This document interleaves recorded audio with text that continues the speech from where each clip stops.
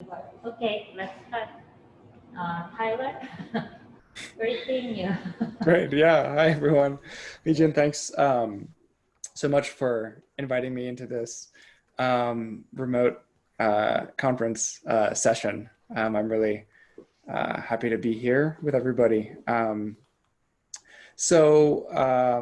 What I was thinking about joining such like an interesting and kind of unique conference in this sort of unique global situation, as I've devised an experimental collaborative performance to do. So I can kick that off for my 3 to 5 minutes, and then afterwards maybe just discuss it or give a little bit of context to the elements that are incorporated in that. If that works for everyone, I don't know if that's Leejin what you had in mind, but we can just dive into it. So it's titled Dialogical Appearance Remote Vision. There are a few different elements involved, but one of them will be your collaboration with the project. So what I'm going to actually ask of each of you here is to help construct a virtual representation of this entire conference through the form of texturing 3D objects on a moving background. So what I'd like to ask for everyone here to do would be to open the chat window in Zoom if it's not open, and that should be on the bottom of your screen. And I will be doing a screen share in just a moment to actually do this digital performance. So it will probably be easier if you don't have if you click out of full screen so you can have a windowed view of Zoom. And what I would appreciate from everyone that wants to participate is to drag images into the text field in the chat box. That will send them as attachments to the chat. So what I'll be attempting for this performance is to run a live game engine that's populated with some 3D objects that are important and common for video conferencing. And I want to texture those with the images that you give me to create a hybrid synthesized environment. So they can be any images that either represent you or speculatively what you might want to construct in a dialogical space virtually. So I'll leave that totally up to you. And I think the more, the better to get as complete a picture as I can of a representation of this space. Are videos okay? Videos are not gonna work super well. Thanks. I will have 2 videos playing in the environment. So image JPEG or PNGs would be ideal. A screenshot of that. It could be, a selfie. They could be found images. Would be awesome. Okay. Does that make sense for everyone? Okay, so I will start this in just a moment.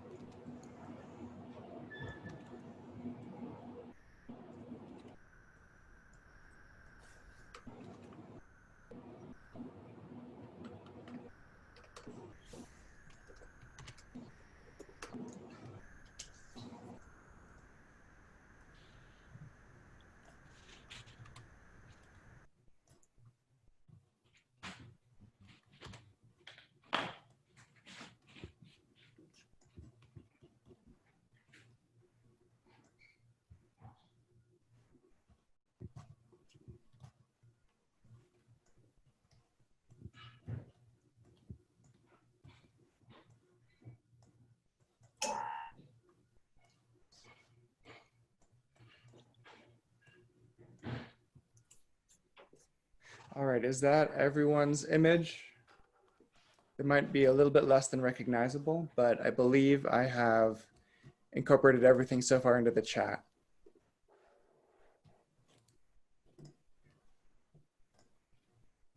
Is there any element or any image anyone is still trying to add into the chat window? Okay, great. If there, go ahead and you can still drop that in if you'd like to, but otherwise, this is the synthesized construction or virtual environment that includes some component from each of your hard drives, each of your computers, maybe the images of interest or your own creative work that are included here in this scene.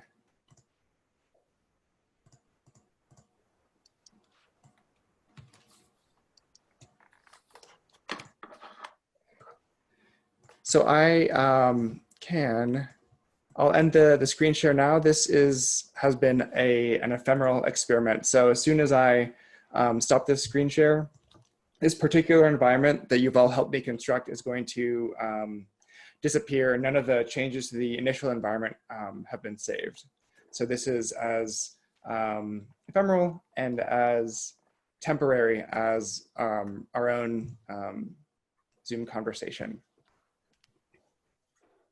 So thank you very much.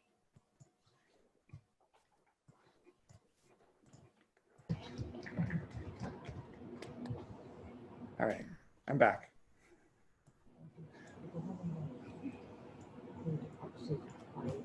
So I'm happy to discuss more, but in the interest of those introductions, feel free to take it away, Leejin.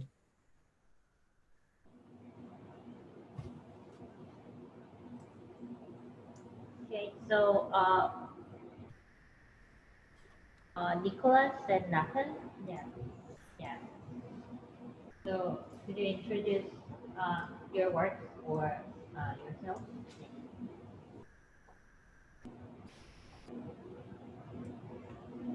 Nathan, yeah. Nick, do you want me to share my screen? You're muted. Sorry, yes. Sure.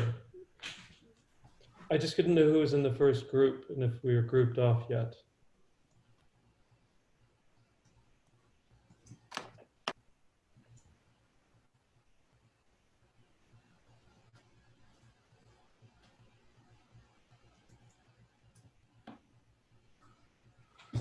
Do you want to talk about it, Nick?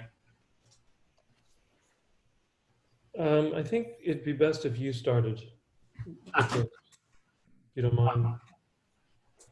So Nick and I, we've told our story a bunch since we've been here, but we met, 20 years ago or so while we were much younger at a painting program, and lost touch and got back in touch, after 20 years. And Nick had been painting for 20 years, and I had not.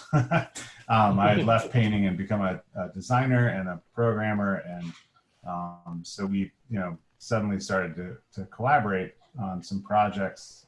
So we've been working on this stuff for the past couple of years, and a lot of it launches from Nick's work.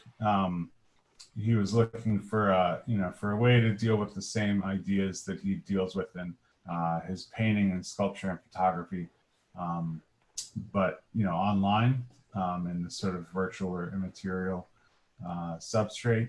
And I had quit making art for for several years, but recently had started making things that were purely creative and non-functional. So this was a way to extend what I was doing. So a lot of them are I would say they're meditations on the picture plane, and they're finding a space between analog and digital methods, discrete space and continuous space. A lot of it plays with with perception and the retina, and kind of tricking the eye, and things that seem light become dark, things that seem dark suddenly become light, and most of these things just sort of play forever. There's no real beginning or end to any of them. There's an algorithm that drives most of them. This is the one that we had submitted to the conference. So is there anything you want to add, Nick? Maybe it's the absurdity that I think is really important with what you're saying about the continuous evolution that is on a digital basis of pixels. Yeah, maybe free association. I'm thinking that this idea of pixelated has different meanings. This is not, in other words, these are illustrations of pixels. Each one of these little squares is made up of several pixels, right? Is it like a certain amount, 10 by 10 or something? Yeah, I mean, it varies. Right, so it's generated through the algorithm, but it's still an illustration of pixels rather than, because you just can't see every little pixel. But I kind of like this old usage of the word pixelated. I don't know if anybody is familiar with this. I didn't hear it until I heard a very old, I think it was a Frank Capra movie, where they determined that this character that Gary Cooper plays is pixelated, meaning he's a little crazy. That's like an old usage of the word. And something about that humanizes it in a really funny way to me. This word that's so common now, that's like when pixelated was first used, it was sort of like a pejorative term, right? You didn't want images to be pixelated. And you think of the early graphic design on computers and the way it functioned. Trying so hard to get away from the pixelation. And here we are using these complex algorithms to just exploit pixelation. I find all of that absurd and interesting.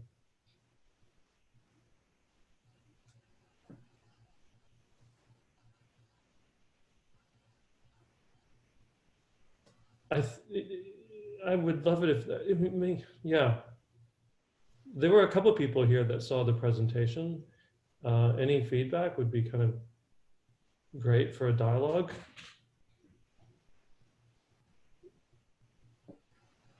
Thank you. Yeah. So, is there Karen? feedback after Yeah, maybe all like, of them? because like some of you may not like know works each other, so I think. Oh, sorry. So we're just presenting. Okay. Okay. Yeah. That's great. So, Karen?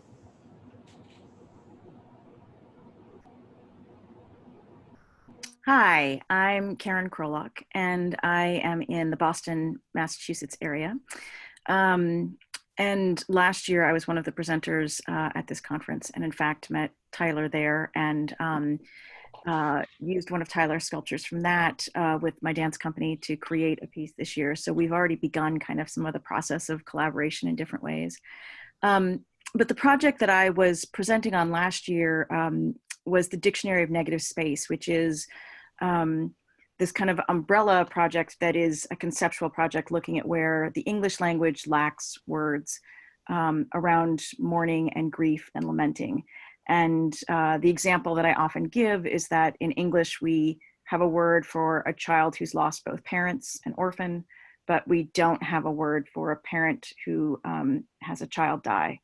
And there's a whole bunch of these. Like when I first started, I assumed that there were maybe 30 of them. I have no idea why I thought 30 was the answer, but 30 seemed like a reasonable number. And I now have been gathering several hundred of them. And in the fall of last year, I was asked by a school in the Massachusetts area that's a high school that was doing a production of Antigone to record some of these definitions for a soundscape. And it was the first time that I really realized that there's a challenge to being able to do that, because they are technically left as blank spaces within the dictionary and then just a bracketed number that kind of, so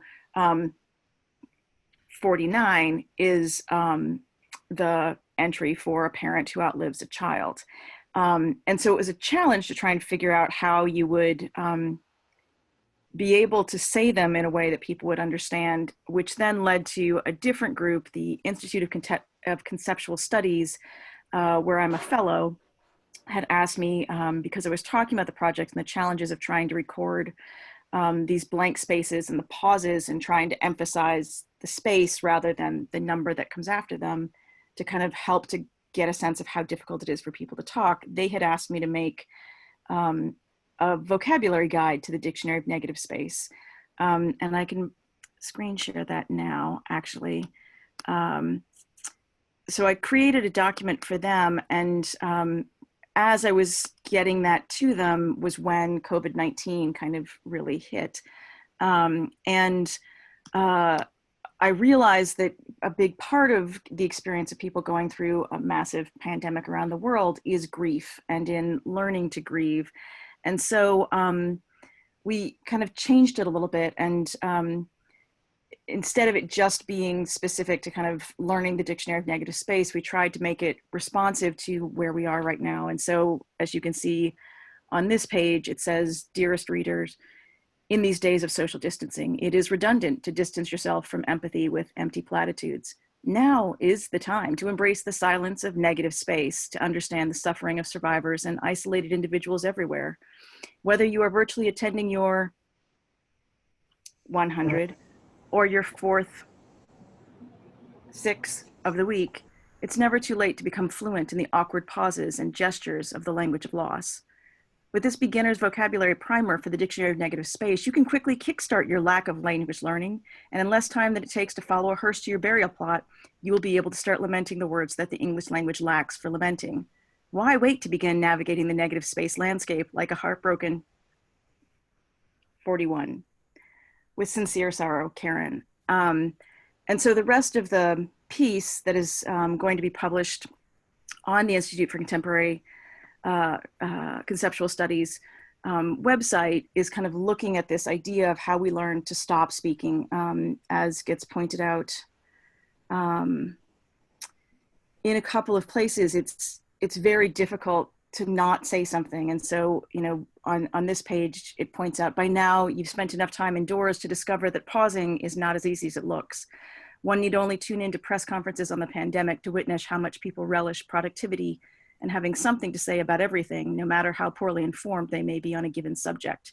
And one of the things that comes up a lot in grief studies and studies around death and dying and mourning is that people always want something to say. And so, like, having to learn to undo that, to stop speaking, was kind of the goal of this particular piece. But then as we were again working on it within the Institute, we began gathering up new words that are specific to the pandemic and new ideas that are related. So for example, one of the entries,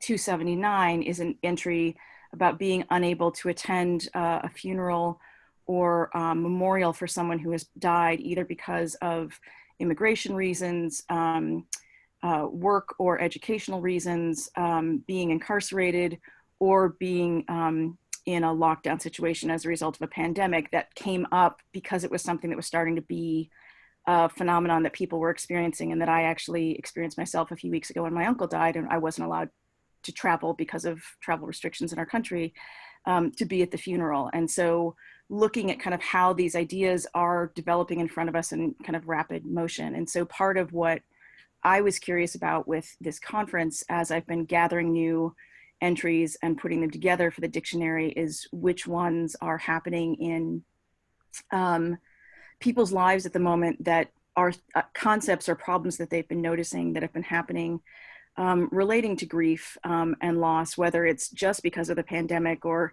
in the United States also because of the massive amount of racial disparity and the unrest that's been caused as a result of that, that is showing that there's a tremendous difference even just in how grief plays out within different communities within our country.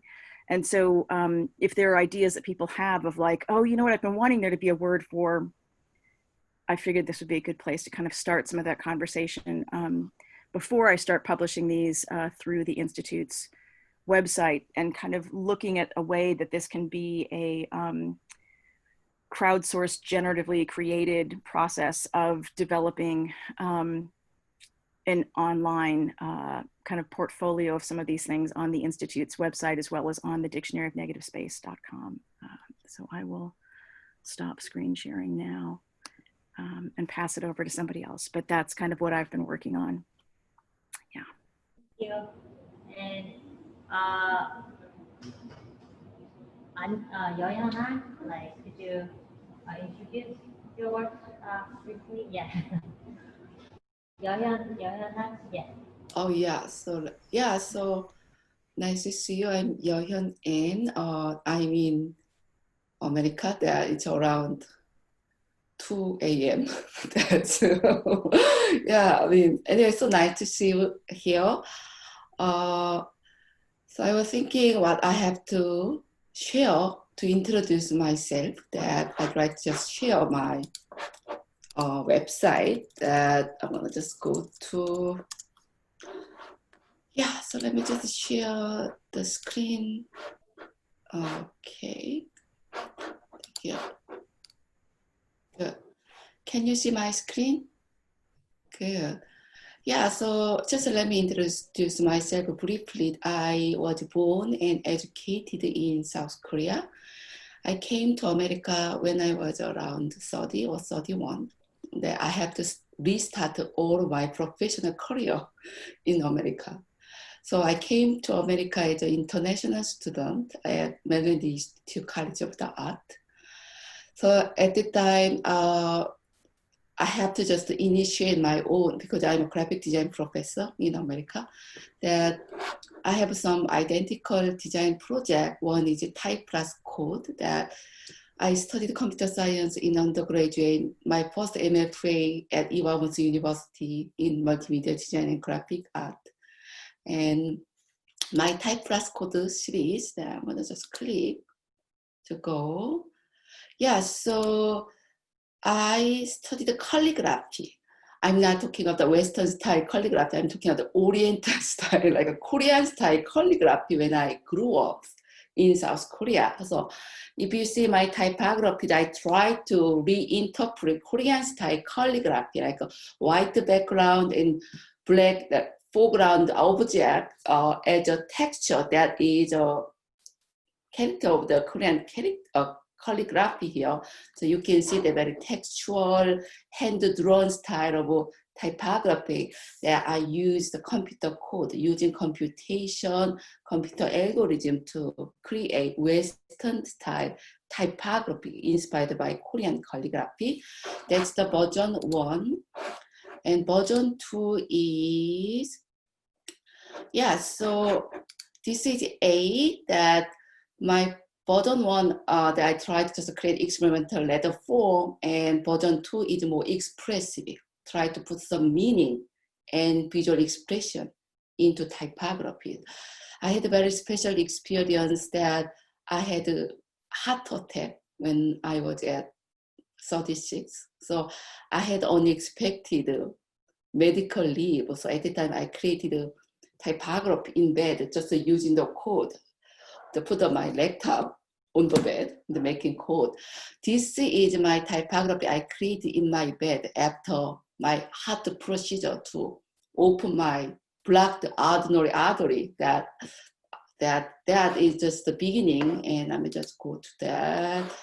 Some of the signature, yeah, so this is my New York Times Magazine project. I was invited as a graphic artist for the New York Times Magazine to create their annual issue that I created the alphabet A to Z to index all of the articles in 2009 or 8.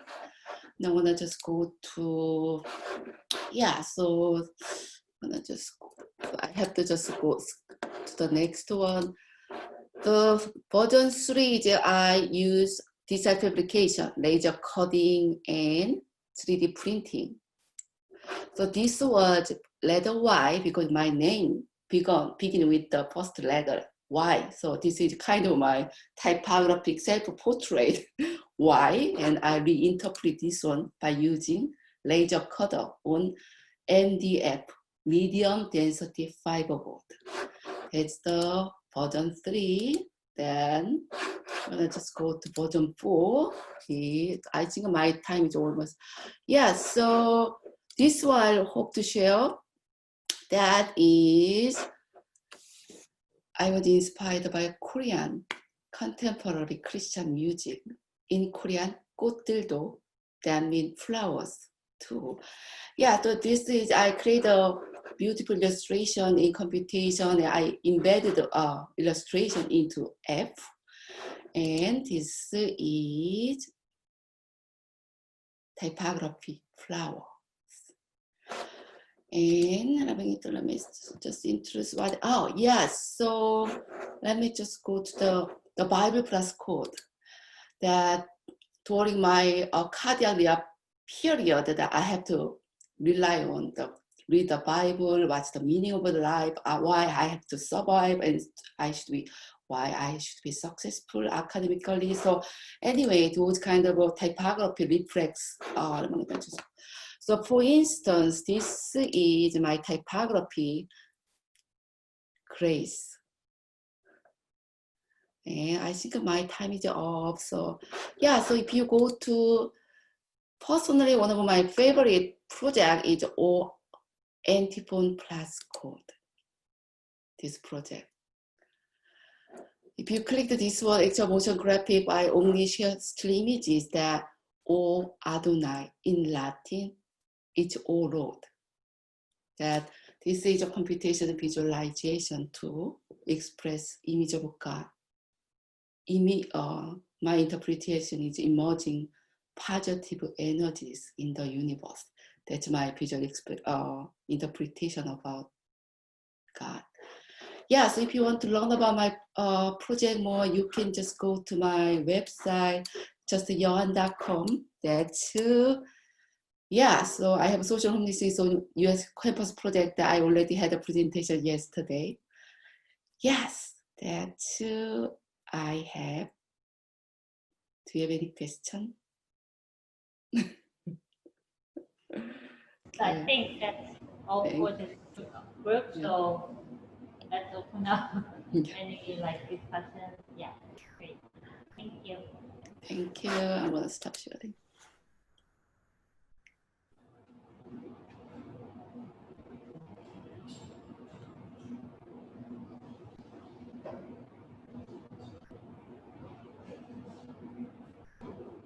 Yeah, Yun, I didn't realize that I actually have a book you wrote about typography and processing.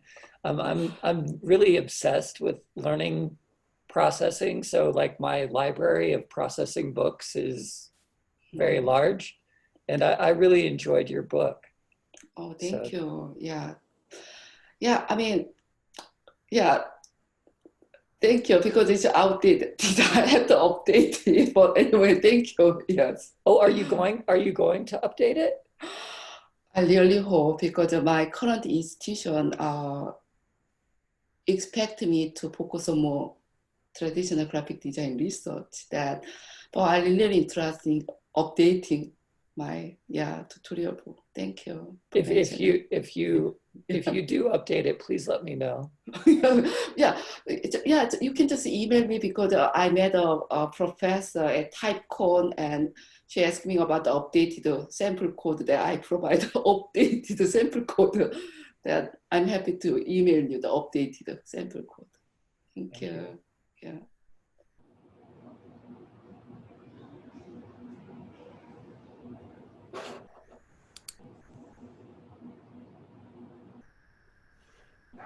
Perhaps we could circle back around and kind of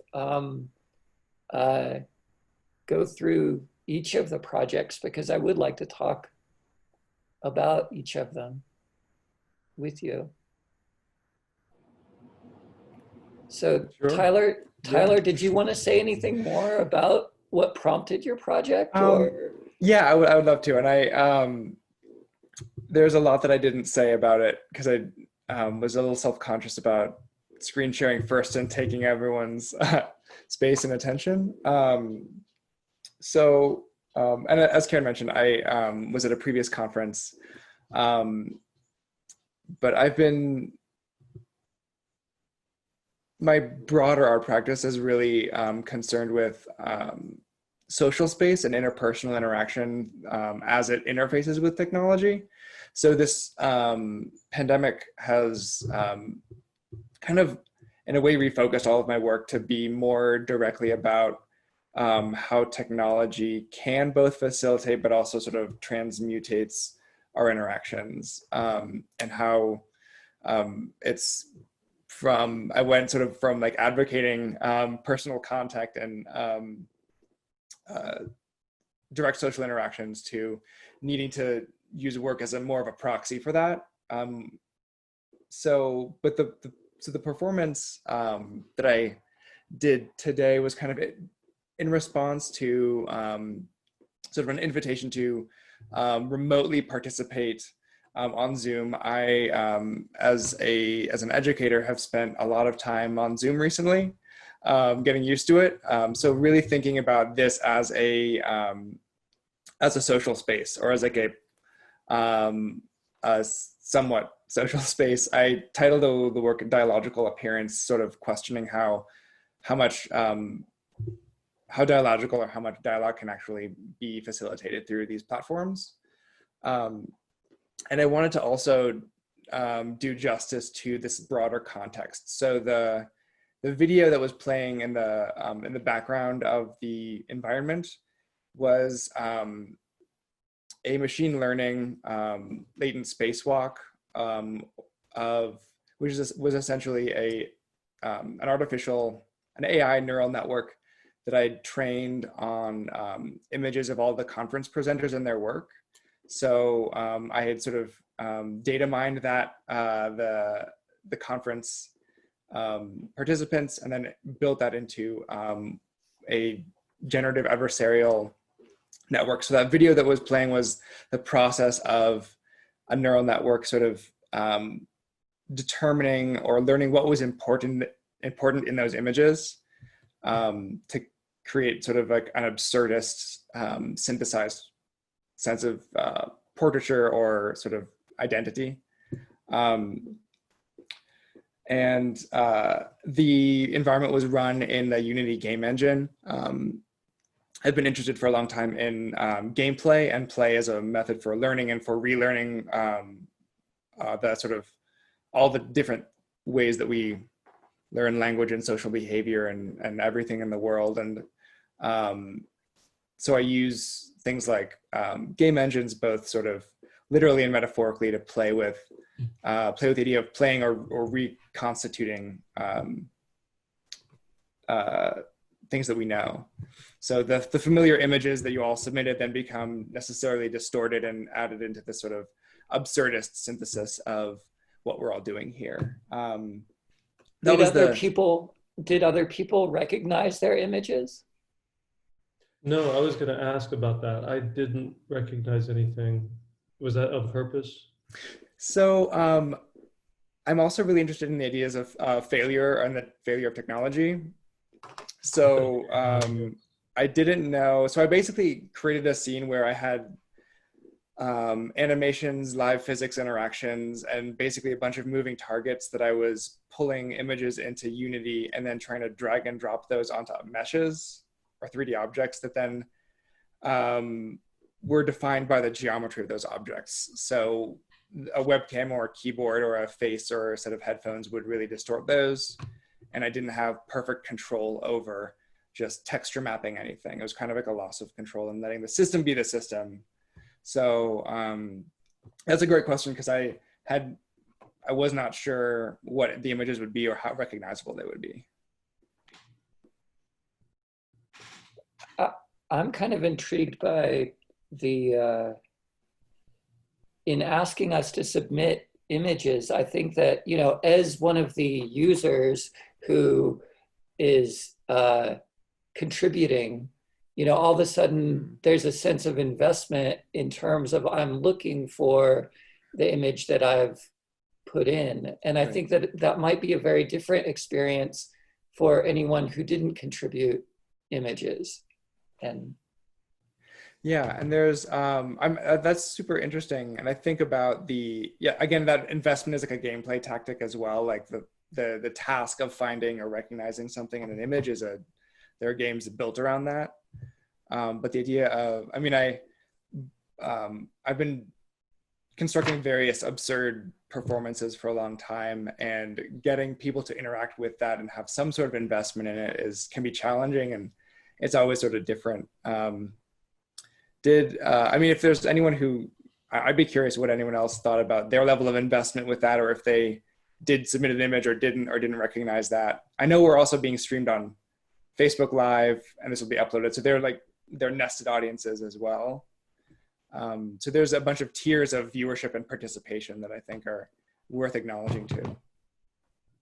Well, I found it interesting in the way that it took a second to recognize my own image because of the way it was shifted and warped, and how that relates to some of the things that I've been thinking about in terms of like how we are identified or understood in different contexts. That you know, has been something that's been on my mind a lot as we've kind of gone into this remoteness from each other. But like the idea of, you know, being identifiable by our fingerprints, and yet like I don't think I know anyone, even my husband or like my best friend's fingerprints, and yet like that's the way that we can be like detected in things. And like the idea of how that that sense of what gets recognized from us from what we submit gets changed to the point that we don't necessarily recognize it, feels like something that actually is quite interesting. And then also having been listening to a lot of conversations about facial recognition and the ways that it's used and how to be able to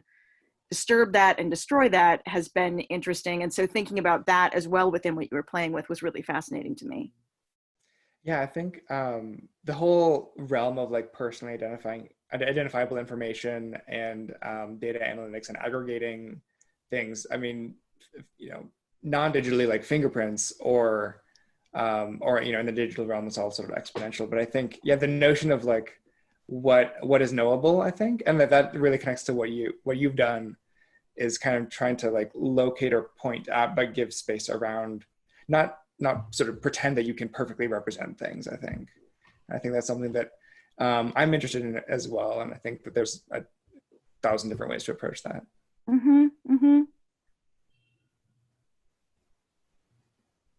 And also, I just want to say, Tyler, like I've been finding it really interesting. So the sculptures that Tyler made last year were based off of gestures and mapping gestures and then creating them into a sculptural form. And I've been really interested in how those have become very differently meaningful in a time when we don't have those gestures with people, or how those gestures have been something that has shifted into this very flat space, that there's something that's very childlike in the way that they become like a thing that I can go and look at and be like, those existed once, like those things existed in our world, and maybe they'll come back. That's been very psychologically soothing. So thank you for that. Oh yeah. Well, I'm yeah, it's seeing, and we've had this remote participation or collaboration. We had a conversation in New York, but it's been also kind of, there's been this like one tangible object that then we've been like through social media communicating about that object, that it was this social interaction. So there's this, it's again, I think another absurdist layer into getting at this, there's some sort of authentic interaction and bodily and psychological experience that I think we're both interested in. And I kind of don't explicitly deal with like the emotional, I kind of approach it differently, but I think that your work, and I mean, if maybe this can segue into what you shared about the dictionary of negative spaces, but I think that I'm really curious about how this step you've taken to the performative step with saying or not saying that, as I think I'm super excited to see what happens with that. Well, it's been a very funny organic thing of like people inviting me to do different things with the dictionary. And when it came up of like, can you record yourself saying some of the entries for this play that was being done by the school about Antigone, where they had gone through and like looked at how Antigone has all of these things that are happening specifically because of unacknowledged grief, or like ways that we don't recognize that. And so they became really interested in like, can you share some of these entries? And I was like, I've actually never really spent much time figuring out how you say it. Like I've printed this thing, but like now how do you bring that to life? And then realizing that so much of it is like how you don't say it that becomes important. And that the recording that I made took so much more time because there were all these weird blank spaces in it. And they kept thinking like, there's something wrong again. And then realizing how much it's exactly that sense of, there isn't anything that you can say around grief to a certain degree. And so like how that kind of plays in, and how being able to just be quiet with people is kind of the ongoing lesson of like all of these grief studies of like what is helpful. And yet like we never get trained to just sit with discomfort quietly, you know? And it's been amazing to me how it's become this like relevant topic for everyday life now that we're dealing with so many of the kind of, you know, issues of the dumpster fire of the American dream at the moment. Yeah. Yeah, I'm actually curious too about how it relates to Nathan and Nicholas's work about like the pixelation and the idea of like defining the spaces of the pixels. Like as I was watching that, I was like, it's a really interesting, again, overlap between kind of the absurdist quality of what Tyler's playing with, and even to a certain degree, the use of like how the color values is working there feels very similar to kind of how you're playing with this virtual space. But then also with it being this kind of also negative space that's being outlined by them. Yeah, negative space is something that occurred to me too, that they're like, I feel like when I look at work, probably the criteria that always jumps out at me is sort of figure-ground relationship, and the way that we're sort of often, like we're trained culturally to put so much attention on the figure. But I think one of the valuable things about art school is getting us to pay attention to the ground that the figure is upon. And like, I can't quite articulate why I connect that with Nicholas and Nathan's work too. But I see a connection there, and also in your project with these, what are they called? Apioras, the aporia. It's that space that opens up in like. I'm sorry, is this a form of a priori? No, this is a thing that would happen to the students of Socrates, where the ground just like went out from under them and they were speechless. They didn't have the language anymore. I'm totally blanking on the word. It's one of these things. There's a Foucault essay on it, and of course, I never use it. So well, this is kind of interesting with just if you've ever taught using a Socratic method. That actually happens to students when they get very upset and angry because they want to be told the answer, maybe, and you're saying that's not how this is working, you know. Yeah, I love that you brought up figure and ground, and this is in relationship to our work, but also Karen's negative voids of words that our language lacks, which for one, my main reference for this honestly would be, have you ever listened to classical Persian vocalists? Iranian, yeah, amazing stuff. There's a lot of wailing, there's a lot of vocalization of grief that's common in their culture.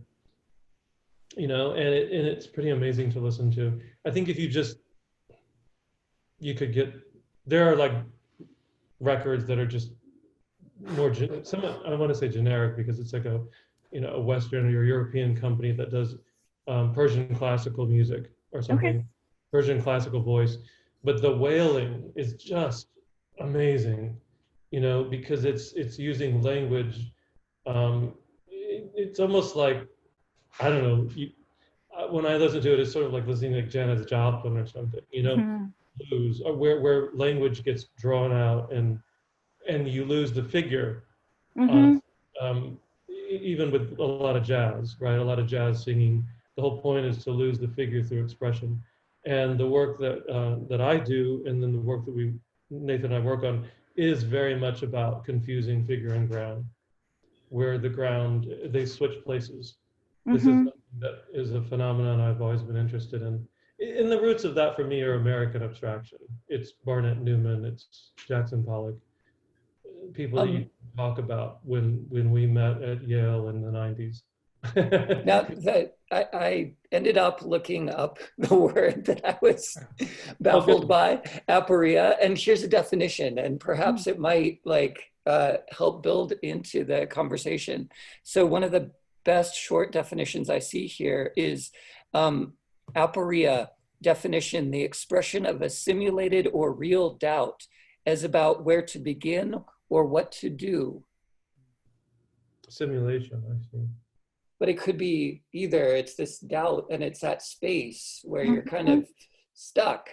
And, you know, I think that maybe psychologically, a lot of us might be feeling that now. Oh yeah, daily, sure. Yeah. Well, and also, I think going to the typography that Yeohyun was showing, like the sense of the center of the letters sometimes being absent, but being defined by the space around the edges of them was really quite interesting and quite beautiful. And the overlap between that and the kind of religious context was fascinating to me as well, because again, it's this space of unknowability that felt like it was being attempted to be defined within how you were kind of playing with the shape of the word, especially when we think of like the word within religious text as being such an important phenomenon.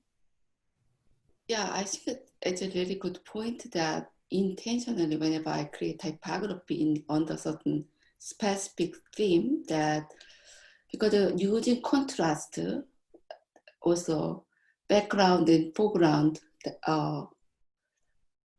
contrast, it's easy to make more visually expressive because it's just a psychological, because I was educated as a graphic designer. That means whenever I create typography by using computation, that I always be aware that it should be expressive, that people should understand. But I really love Nathan and Nicholas's project. CICA is such a great, contrast between my project and Nicholas and Nathan's project. I love all of your project, but yeah. Yeah, I think there's something really I think poetic and also like relevant to what I saw in Nicholas and Nathan's project about you and your sort of reduction, or your focusing on like single letter forms, or so sort of like simplifying language, but then like elaborating through computation to achieve that something ineffable, or something that's more than or other than that. And this notion that Nicholas and Nathan, I think it might have been Nicholas who you were talking about, that older term, or yeah, for pixelation. Of pixelation. I actually found the clip right after we were talking. I can show it to you if you want. Yeah, I'd love to, if you could send a link or something. That'd be awesome. I mean, should I share? I could screen share it. It's a minute long. What do you guys think? It's totally wacky. You ready for something? I'd like to. Go for it. Yeah. Thank you. Yes. So let's do it.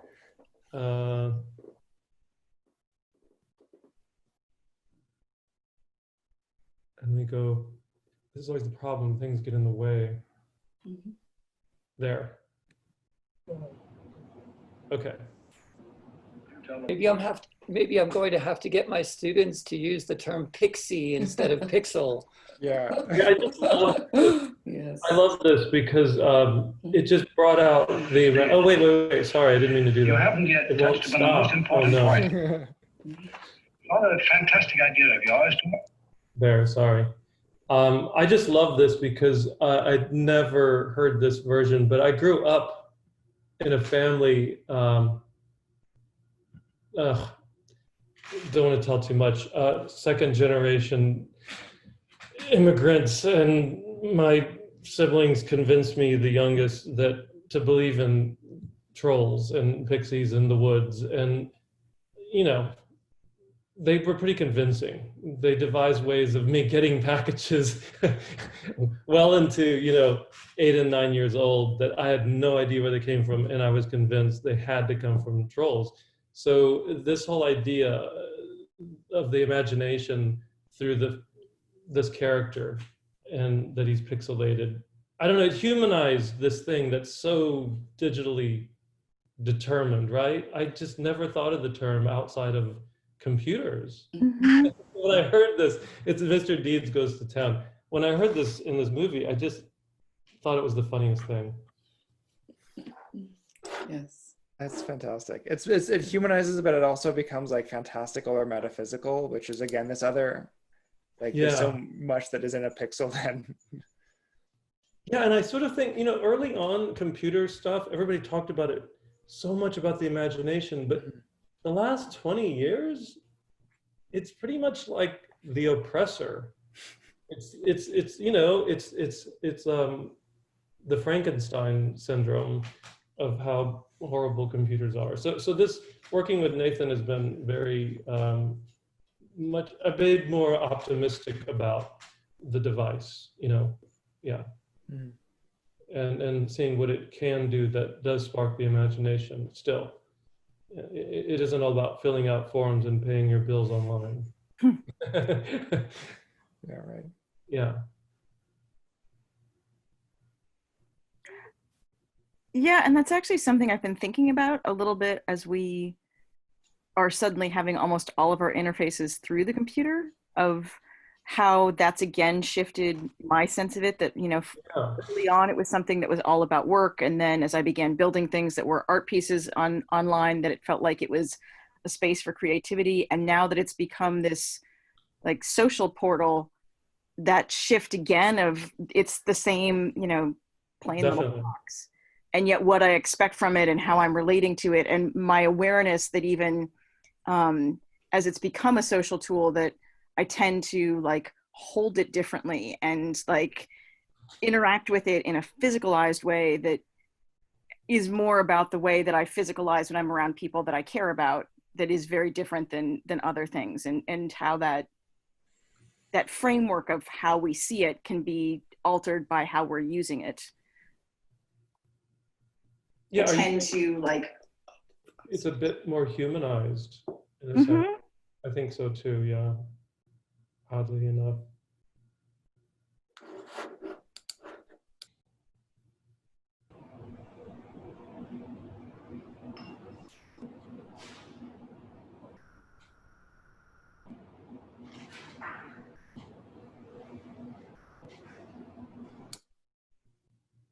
Nathan, can I ask a question about your interest in typography and typography design and the history of typography,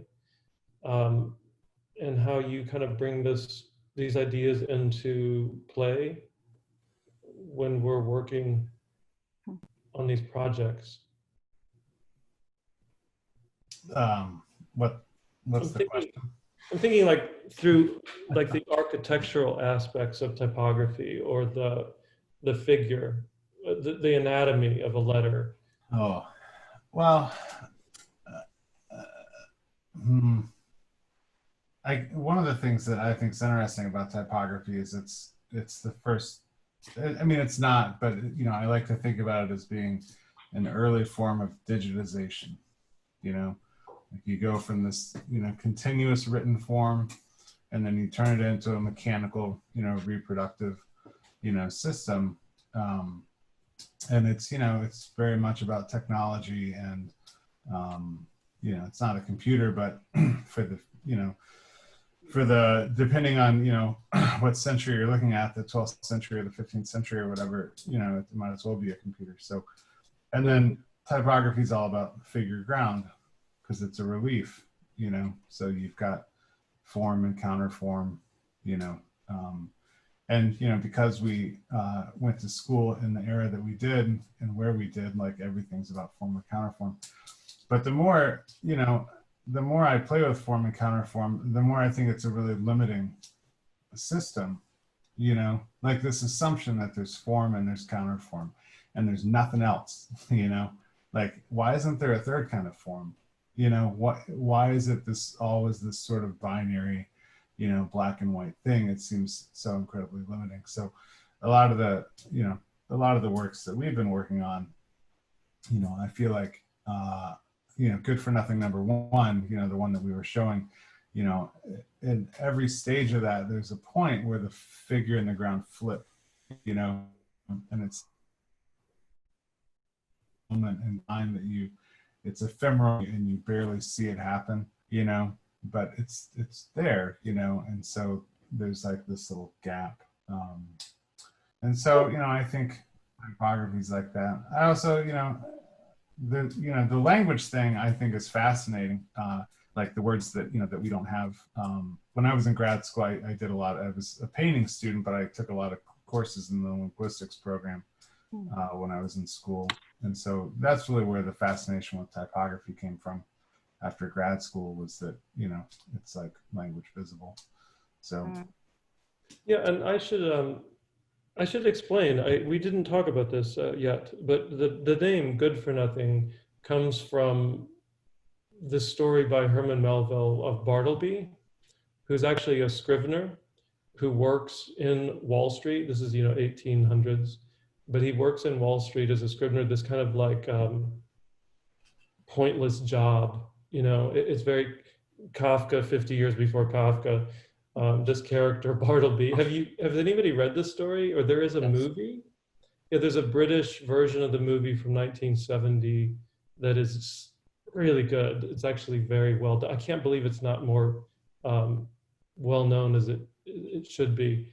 I mean, it takes some patience because he basically has one line, but it's kind of amazing acting job if you can be in a 2-hour movie with one line and he just says it so differently every time, and he just says, I prefer not to. That's Bartleby's line. And it's this excruciating passivity that just drives people crazy, you know? And since it is 1970 London, there's a couple of like more hipster, I guess you would say, you know, swinging London guys that just want to strangle him, you know, because they're trying to work their way up the ladder. He basically forces his employer to leave the building, like stop renting the space, because if they just leave Bartleby in the space and the whole company moves because they can't fire him, they can't get rid of him because of this excruciating passivity. It's just a great story, and it's well translated into 1970. But that's where this term "good for nothing" comes from. Yeah. Wow, thank you for sharing. So what was it? Yeah, what was the name of the movie again? Oh, Bartleby. Bartleby. Bartleby. Yeah, it's a short story by Melville. It's not a Moby Dick thing. It's very short. It's usually paired up with Billy Budd, actually. It would be like Billy Budd and Other Stories. Yeah. Good, thank you. Yeah, you're welcome. Yeah. Glad to think. Thank you for the discussion, and sorry about like some kind of distraction, because like this space is actually cafe. So we originally have usually have a section in the, you know, room, separate room, but this time like we had too many devices to move here and there, so we have decided to have all the, you know, discussion session event here. So it's a little bit like sometimes there are some distractions. So yeah. Thank you for understanding. And cafe is appropriate. You can you know, naturally transition to group 2 Like, and I think we have new artists like Andreas. Yeah. Hello. Hi. Welcome. Yeah. Hello, can you hear me? Yes. Oh, okay. Hi, guys. Nice to hear these interesting discussions. My name is Andreas Zingerle. Right now I'm in Bergen in Norway, and we have been conducting research in South Korea over the past 2 years. The research is called The Internet of Other People's Things and was funded by the Korean Research Foundation. It was conducted by Jonathan Woodia and me and my partner, Linda Kronman. We work as a KairUS art collective. And actually 2 years ago, we showed the first artistic installations at the CICA Museum during the conference that were dealing with the Internet of Things, the smartification, the role of the citizen in these new smart cities, and the corporatization of governance. And I'm quite happy to join today in a virtual session and talk about the third work that we were working on. In this work, it's called The Future Past, Still in the Making. It's a 4-channel video installation, and it's an experimental collage of smart city PR material that we collected over from 50 different cities and city projects.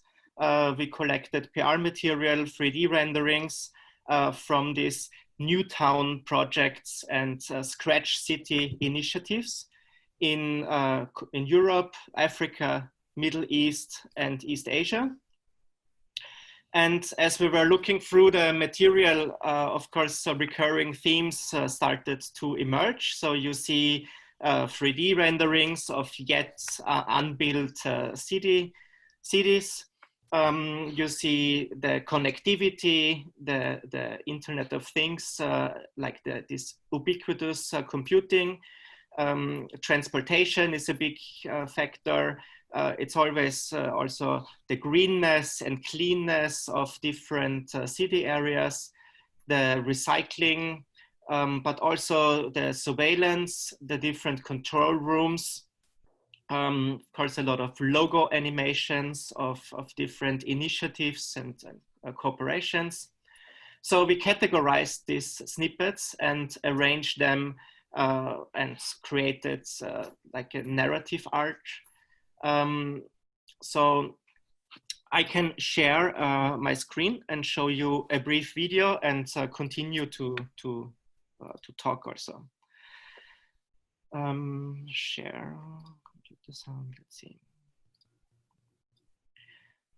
Okay, so by now you should see my screen and I will play the video. I hope you can follow the video along. So this is the installation view as we were showing it this spring in Italy. It's kind of this construction fence that is also reoccurring in all these building structures. And here you see some short excerpts from the 4 videos. In this video, it's a time lapse. It shows a bird's eye views from land reclamations in urban development processes. And it's also part of the video that you can see PR videos, how the cities emerge and how quickly they build.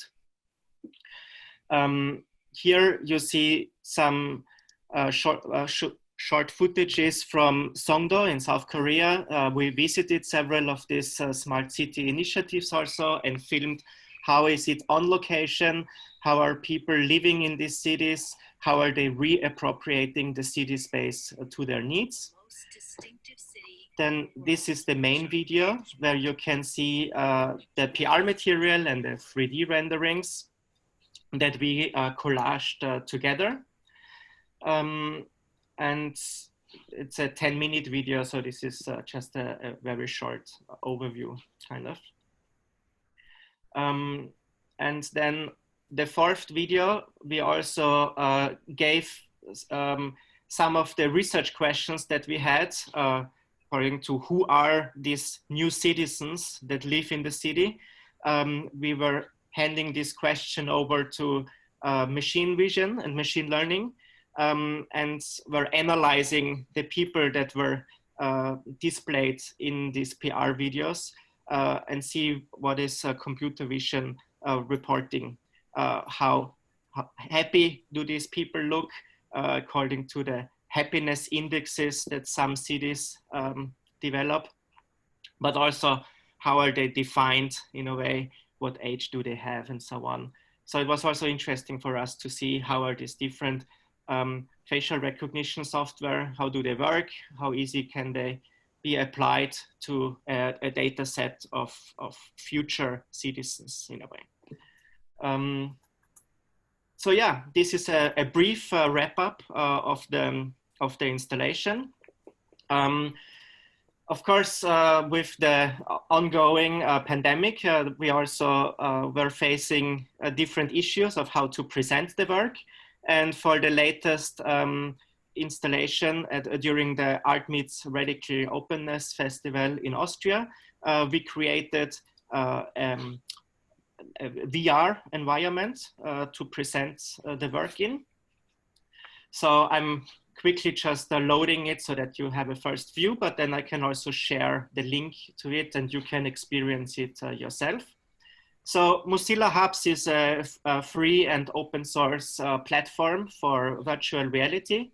And we were using it to put this 4-channel video installation in a VR environment that people can look at it and navigate through this virtual space, similar to the smart city initiatives that often are also just still in the making and not yet built. You also walk through this VR environment and you can access and see the different video files. So once you log in and just, it's very good to use it with your headphones, then you have a better audio experience. And you can walk through this cityscape that is also taken over by nature. And you can experience some of the, or all of the videos and also designs you can see here. And yeah, you can take your time, walk through this urban landscape, see the videos, and also in this VR environment, it in the end gives you the possibility to discuss also with other exhibition viewers the works. So during the festival, there were several avatars walking around here and trying to explore the city and seeing these different video files. So yeah, of course, an experimental view of how we can show our works that are normally installation based and installed in galleries in museum was also for us a way of how can we present our work more digitally, purely online, without any physical installments in a way. So I will still share the link with you also. And maybe some of you find it interesting to also check it out and have a look at it yourself. Yeah, thank you. Thank you.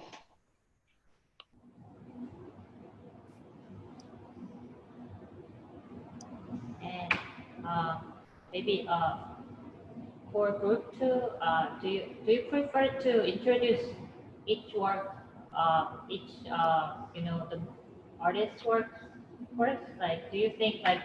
Well, that's a good question. Like, is there anyone else from the group besides Andreas and I?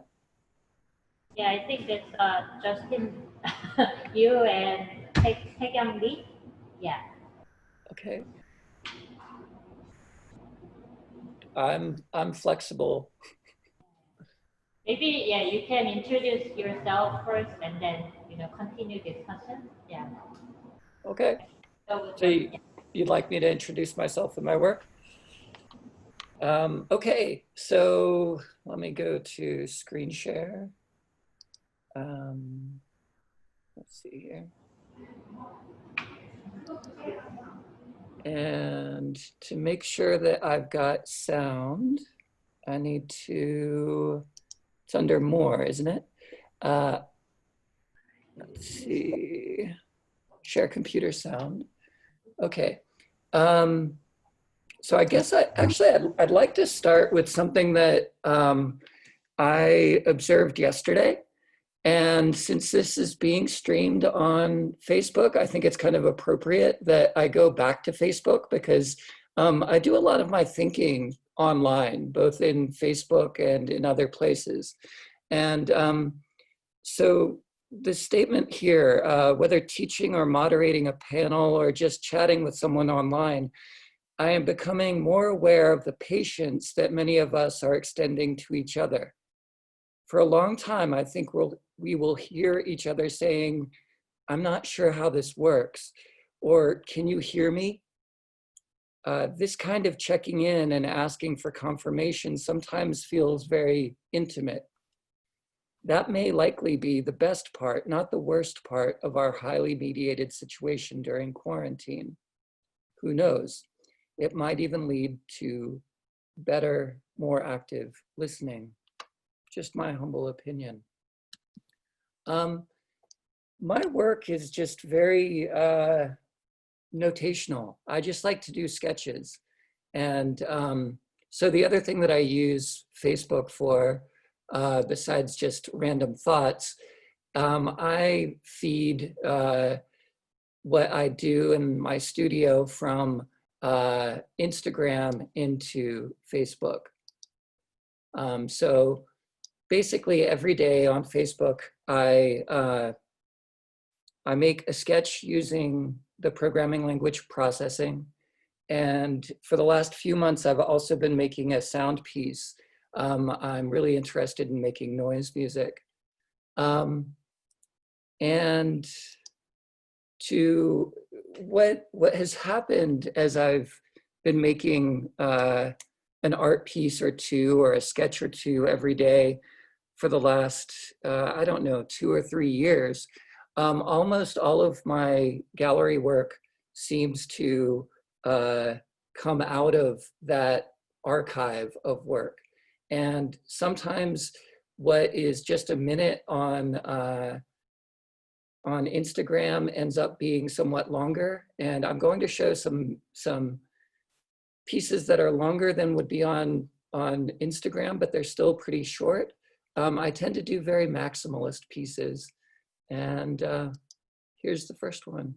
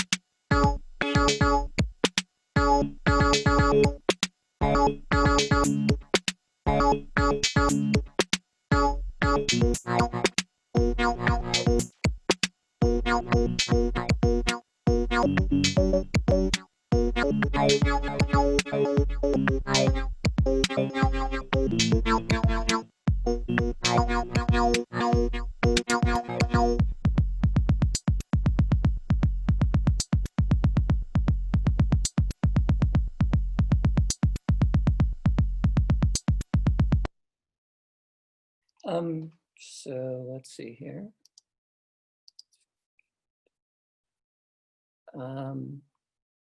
So a lot of, for several years, my work sort of revolved around archives of images that I gathered on the social media slash microblogging site Tumblr. And I kind of treated them as ready-mades. And I think a big part of what I do is about reading and how when we're online, all images kind of become data. And I think that that's one of the reasons that I got really attracted to processing. But more recently, since I was using data that was generated by someone else, I started doing things like buying assets from design companies and things like that. And so this animation is made from PNGs of coffee stains. And the PNGs are set up so that they're transparent in the background. But then I was curious about what happens if I then play with the opacity of the screen itself and let some of these stains kind of generate on top of each other and sort of interact with each other. And I feel like whether it's the last project or this project, for me, these pieces are really about zoning out. I make them kind of to entertain myself. There's something about the way that the overload of something will just flip a switch for me, and then I'm kind of strangely relaxed after I've gotten used to the barrage of images. So I just have one more short piece that I did more recently than the other two. This last piece uses some, let's see, some noise music that I've been making with things like my OP1 synthesizer and contact mics and things like that. But this piece is based on lots of icons that are set up in a grid, and then the size of the icons are controlled by sound, and then how the icons move is controlled by a MIDI controller. So here we go.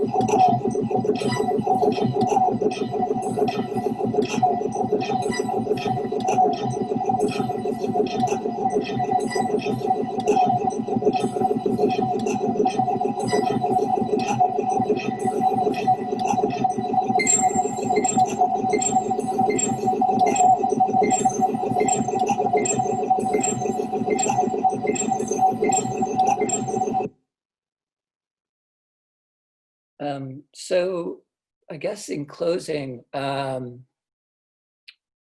one of the ways that I understand my work and myself is, wow, I didn't realize sound was still on here.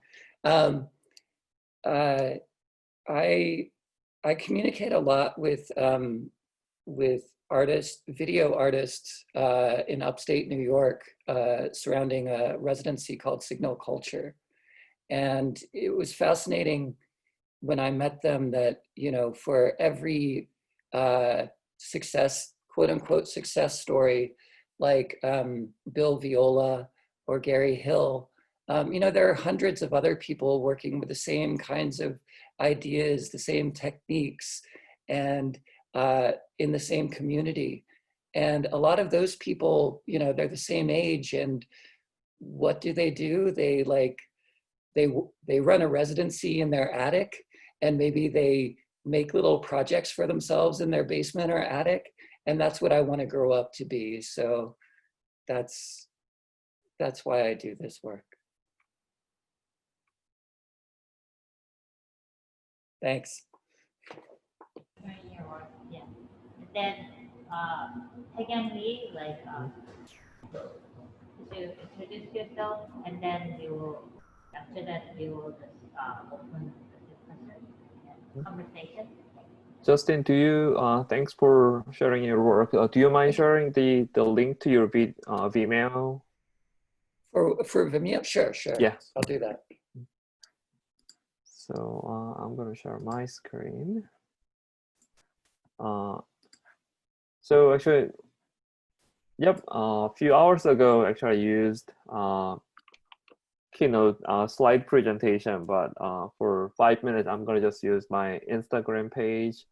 It's just, how I to say, like, it's my process book and a kind of archive of my work here. So I'm an educator, and also I'm teaching graphic design as well, and my work is using 3D printing and CAD, and also time to time different materials as well. Probably I'm known for ceramics. I'm gonna go back a little bit. So I built my own 3D printer, and also and the clay extruder as well. As you can see, it's printing wet clay. So many of my pieces are printed anyway, like with clay or plastic material too. So, and also these are wet clay because it's porcelain. I can fire it and I can glaze it as well. I don't know why this one is not loading. And CICA Museum, you have these pieces too. So they are printed porcelain. So when they're still wet, they're collapsed. Actually, I intentionally let it collapse.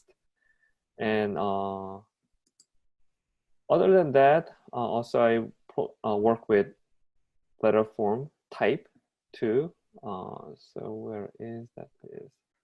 So this one is the this one called Bubbly Pipe. So they're all designed using Rhino and Grasshopper, which is the CAD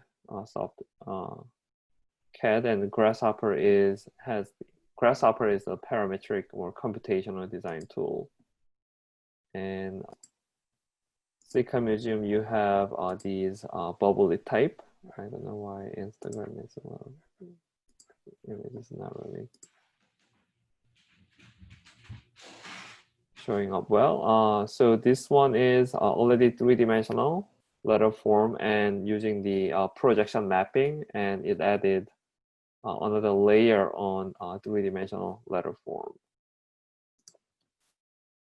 And what I've learned during my practice is for example, the 3D printer, I wasn't able to afford any expensive printer. So I learned how to build my own printer, and I customize it and start using the printer, and I start customize it too. Then I also, my work evolved a little bit further. So I designed, let me find this video. I designed this little gadget called Embosser. So this one's inspired by a old historic artifact called cylinder seal, which invented around 3500 BC. So it looks like a cylinder shape. When it rolls on wet clay, it can make the impression. Something similar, using the similar idea, but just it's printed with 3D printed. It has one side is positive and the other side is negative. So when you roll the paper, you can print something without ink. And I made those artifact for the gadget for CICA Museum as well. Not exactly this one. One good thing about the embosser is you can just print with no ink, and also something like this. You can grab any scrap paper and you can roll it through the embosser, and then you can print something. So often I like to visit a printmaking studio. They have like scrap papers, lots of good scrap papers, and I can print something.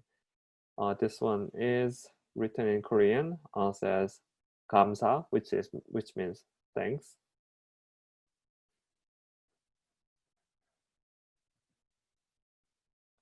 And it's really embossed pretty well, and possibly later I can play with Braille.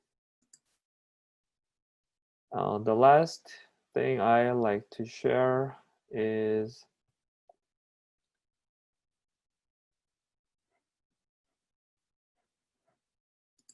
let me just this one. Drawing tab. Actually, I would like to show something real time. I'm sure you're familiar with the Crayola washable markers. So they're all designed, 3D printed as well, and you can simply spin it, and you can make something like this one. It only takes 47 seconds to make one drawing. And what I've learned from specifically this piece, actually I made this one just for my own practice. I started making this drawing. Then I also learned that when I design something and I can provide this tool for users, and I can invite other users to use this one. And also I learned how to use something like different pens as well. This one is a, invisible pen. When with the black light, it's growing like this. I'm gonna stop sharing, and actually for the live demo, I just set up something right here, and I'm gonna just join the meeting with my iPad, and I can show you. Second.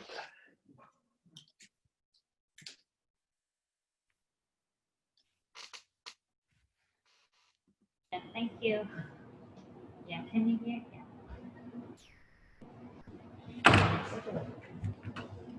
이거 켰으니까 괜찮아요.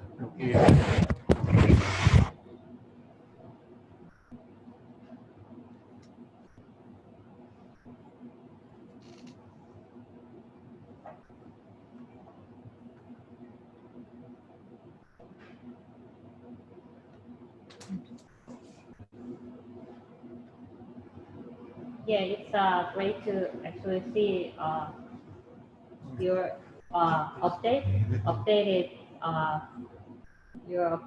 works, and yeah, it's a great opportunity actually to see all the new works, and I really enjoyed it.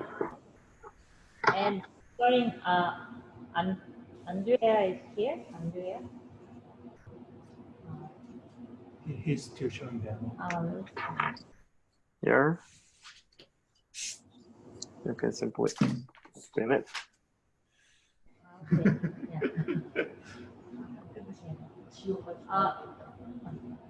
And regarding Justin's work, like I really enjoyed the the video piece. Kind of also like aesthetically like pleasing to just to watch it. And then did you make the sound like specifically for the video? Sometimes they just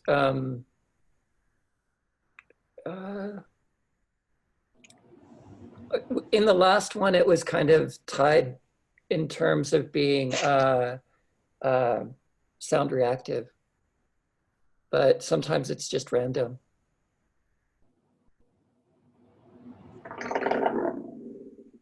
Taekyeom, with your project, the project that you're showing us now, you talked about how so much can be generated in 40 some seconds. Have you like ever spent a day doing it on one surface, or like what are results like when a lot of time has been spent using the same techniques? So that was the book I made. So let me grab this. So this one is the book. So I did this hours. So this one, so I collected everything and then bound it as a book. So yeah, there's I think I've collected something like 200 drawings. So this one is actually this one is the result of doing it hours. I grabbed just different colors and then grab some print paper, like papers, and then just keep drawing it. And actually I shared the STL file with our teacher in New York, and she printed this drawing tab for her students. So they was able to do something with this as well. So yeah.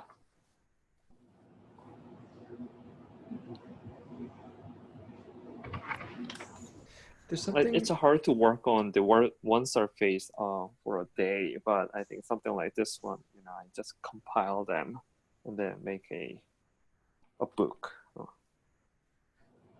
Kyun, I just have a really basic question about the materials. Is it a marker? Yeah, it's Crayola markers. Oh, it's not a washable. crayon. It's Yeah, a Crayola so marker. yeah. Okay, okay. Because I was just, the physics didn't add up. Because it's a very light thing, right? It's a spinning top. Also, you can easily get it, affordable, and easy to clean. And you can easily change the color. Like this too. Yeah, Taekyeom, I think Nicholas is asking about the gravity, that it's very light. So you try to create a drawing that we need a certain level of like weight. That's, I think, Nicholas. Oh, yeah, I it's see. surprising. It's surprising how much color you get out of the marker with such a lightweight thing. Yeah. I love the automatism. You know, this whole idea of automatism from the surrealists. This is what I really like. Also, I think depends on papers, like this green and the orange. So definitely the orange one, I've used it for a while, so you can see this one is not really like, has less contrast compared to green. And also what you can do is when I spin this one, I can also like blow some air, or like shake some bed or something. Like I can somehow interrupt the spin as well. And yeah, so I think there are so many I believe there are so many moving parts for this one. So it's really out of my control. Yeah, that's great. Yeah, I was really thinking about that as you were showing these tops, and I was already kind of on a track of thinking about like organizing principles as an artist, and taking like physics or taking code or some sort of system, and the degree to which you control or bound or just excerpt that, like the size of the paper that you're using, the specific weight and colors are all kind of these sort of rules that you're kind of applying maybe to this, to something really sort of familiar but kind of hard to replicate without engaging in chance to a degree. And I think, and I was actually, I was gonna also tie that around and ask Justin to speak sort of about sound in that way. And you mentioned composing and also doing sound reactive things, and the way that like melody or noise become like organizing forces, and how that works with like the brain and finding patterns. Like and could you speak to like how you Sure compose or work with that? Well, it's funny because I'm utterly an amateur in terms of music making, but I guess like you're tying it back as an organizing principle makes a lot of sense to me, because it seems to me that I've often taught in departments or areas in art school that are sort of devoted to time-based art. And I feel like time-based art owes as much to like 20th century experimental sound work as it does visual work. So someone like John Cage is just as important as, Rauschenberg or Picasso or whoever. And, growing up, like I loved to read books, but I didn't, I like to dip into them. And I like narratives. I'll read a good narrative, but I'm not actually very interested in creating a narrative. And for making moving image work, when you're not working with a narrative, I guess at some point you still want some kind of principle to scaffold what you're doing visually. And so I think that that's kind of the relationship between the two for me, that I'm kind of substituting rhythm or melody or things like that as compositional devices instead of story. Maybe also going back to the idea of sort of zoning out to something, I think it's the same state that I get when I want to listen to music. This is great to hear, Justin. I loved all these references. It's like, Steve Reich's drumming, or, any of these minimalist composers that I think are overlooked with a lot of noise music that seems to be too heavily reliant on technology. I love the whole idea of noise music, and there's certain things that I like to listen to, but the visual component, I think really, it just only adds. There's no detraction there. It's a great symbiotic relationship. I really like the maximalist thing too. Thanks. Yeah, no, it was really enjoyable. And the non-narrative goes to the grid, right? And the grid is the root of all of this minimalism, and from the composing side, and the performing to Yvonne Rainer, right? All of these people were interested in the non-narrative and the grid. And I feel like that understanding of abstraction, which is more about abstract thought than abstract design, is really missing from contemporary art. So this was great to see for me. Yeah, I agree with Nicholas that I really enjoyed watching your movie. Yeah. How about, I know that because most of generative art, that there is a future possibility to create version 1, 2, 3, 4. So because I can see your balance to minimalize just black and white color, but I think you may focus on more sound interaction.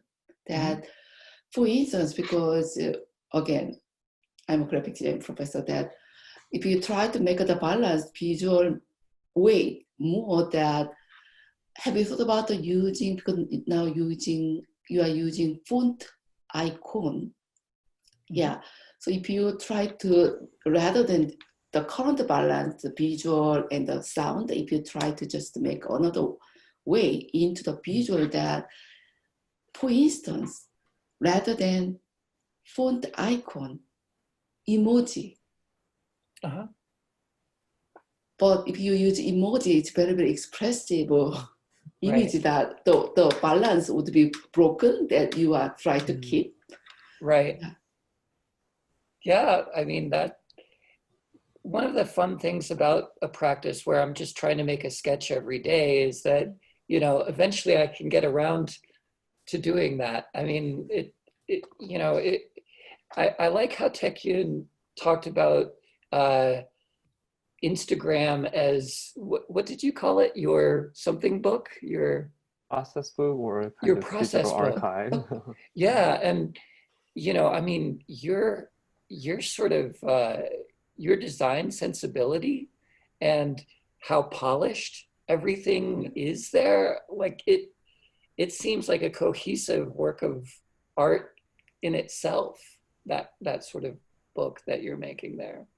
I feel like my editor is a lot less critical than yours.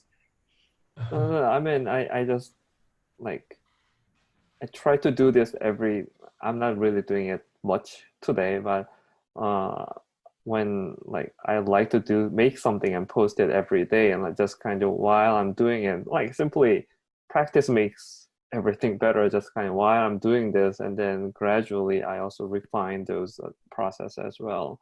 So actually I'm checking the video on the female page. And I feel similar things here as well, because your work and like, especially in the same thing, like the copy rings was pretty interesting to me, because one copy ring doesn't represent much thing. It's kind of really ordinary, like mundane thing. But when you collect these things and make something, like the volume will reveal something. And then I really enjoy watching the video as well. So probably, I mean, that's just reflection of ourselves. Like just one fragment is almost nothing, but like just kind of the whole volume, the let me just call it like trajectory or something, like reveals more meaningful stuff. Well, it's funny too, because this might you know, maybe pulling Andreas into this too. Like, I'm very curious about, you know, when we do digital work, like the aspect of archiving it is really interesting and kind of a strange challenge. Because like, you know, if you're looking at my Vimeo, I have like over 1,000 videos on there. And like, after I die, what's going to happen to all of this? Like, I don't have anything in my will or anything to say, hey, make sure that you pay for a pro membership, you know, for generations and generations, on the off chance that Vimeo will stay. Like, I don't know, like, but it's funny, because it's not so much that I feel like my work needs to be preserved because it's mine, but that work might be useful for someone somewhere. And I'm not sure what we should be doing with this stuff, like if most of it is online. Actually, that's really interesting point, and that actually even remind me a conversation with my former colleague. So one day my former colleague said, like, what if the human race is gone? Like, what we are creating with the digital and everything will be disappear. And it can be kind of called digital dark age. Yeah. Like, after this, and if there is no computer, like whoever can, I mean, there can be some like hard drive or disk or something, like no one can decode it or something. Like what we did on digital will be completely gone. And so actually someone I think I forgot. I went to the digital art conference, and actually someone collecting the software and the hardware together. For example, the shockwave in the past, we don't have shockwaves anymore. So the person collect the old version of computer and software together, and then like she doesn't connect it to internet because when it updates, things will be like it's not gonna run. So for your in your case, maybe you want to have kind of a computer has all the video files and then disconnected from the internet. Maybe. One project that I'll be doing with a student next semester is we're going to try to make my student is very interested in user experience. And I'm kind of interested in, I guess it's called a design system, and trying to figure out what a design system would mean for my practice. And maybe it would be useful for other artist practices to think about the I don't know, like, what if our workflow included posterity or collections or archives? I don't know. Taekyeom, I think I will just to underscore how I think important and interesting those questions are. Taekyeom, you said something that really stuck out at me when you were talking about your some of your 3D printed work. I believe you referred to it as a sort of an artifact for a gadget or an artifact of a gadget. And this idea that you've like collapsed like archaeological or historical and contemporary technologies, I think that comes to my mind as like a potential strategy or solution for embracing obsolescence or embracing that fragility that technologies can recursively kind of return to themselves at different times and different forms. So I think when I learned about the cylinder seal was pretty interesting because they also thought about how they can make some kind of print something or make impression on the surface. So personally, I think there's no like completely new idea. It's kind of we're kind of recreating something and reusing the idea over and over again. Probably the content itself and or the context could be different, like when we use it. So like probably just kind of tweak it a little bit differently. Like so. But can I just jump in? I think this is where I find it interesting, where there's also different signs being used. I think you're bringing up Justin's use of these coffee stains. I was interested in the fact that they were ready-made coffee stains. Did I get that right? That you purchased? Yeah, yeah. And what were they for? Who did you purchase them from?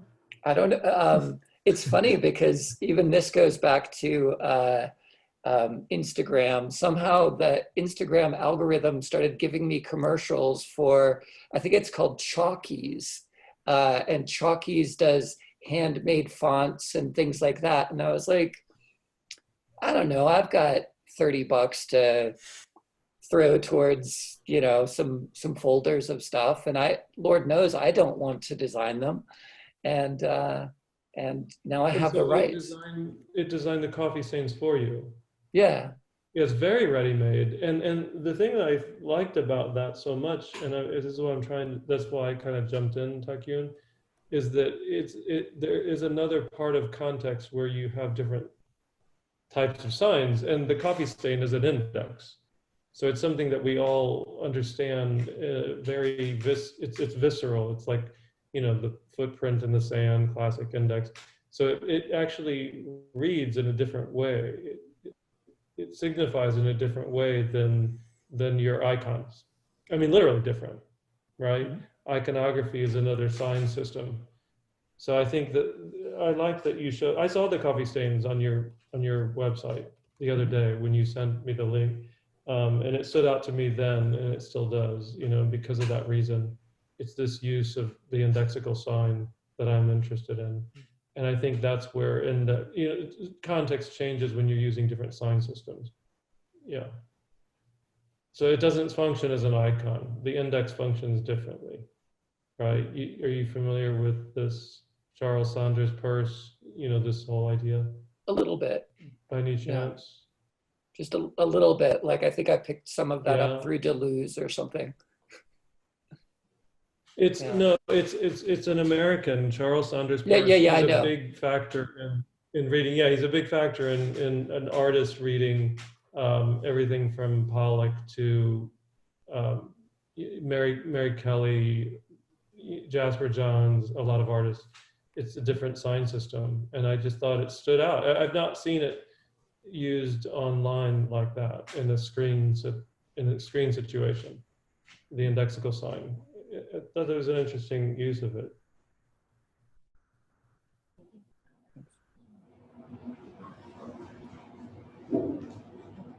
Now, is Andreas still here?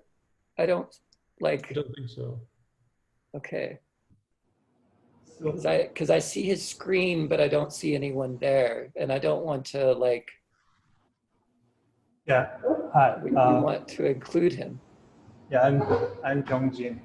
I'm not in the list in the group, but I tend to share my work because Justin and Andrea, you guys work is pretty similar that I was working in my research group.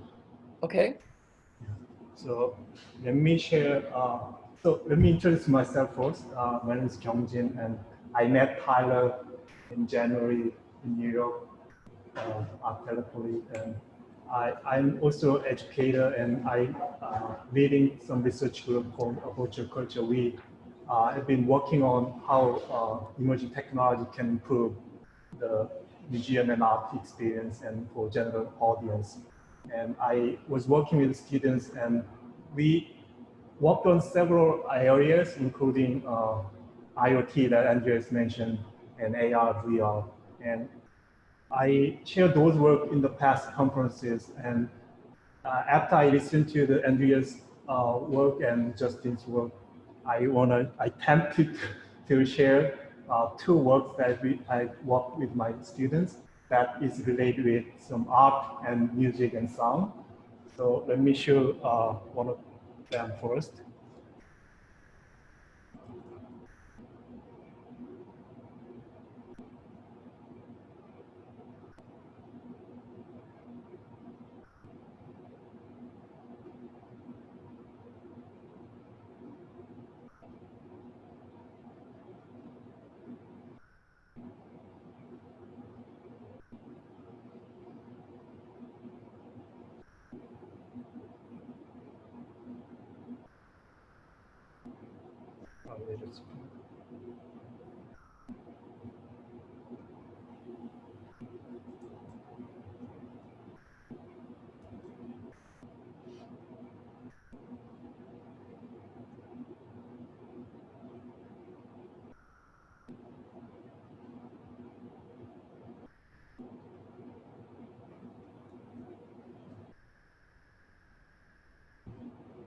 Can you see it? Yes. Okay.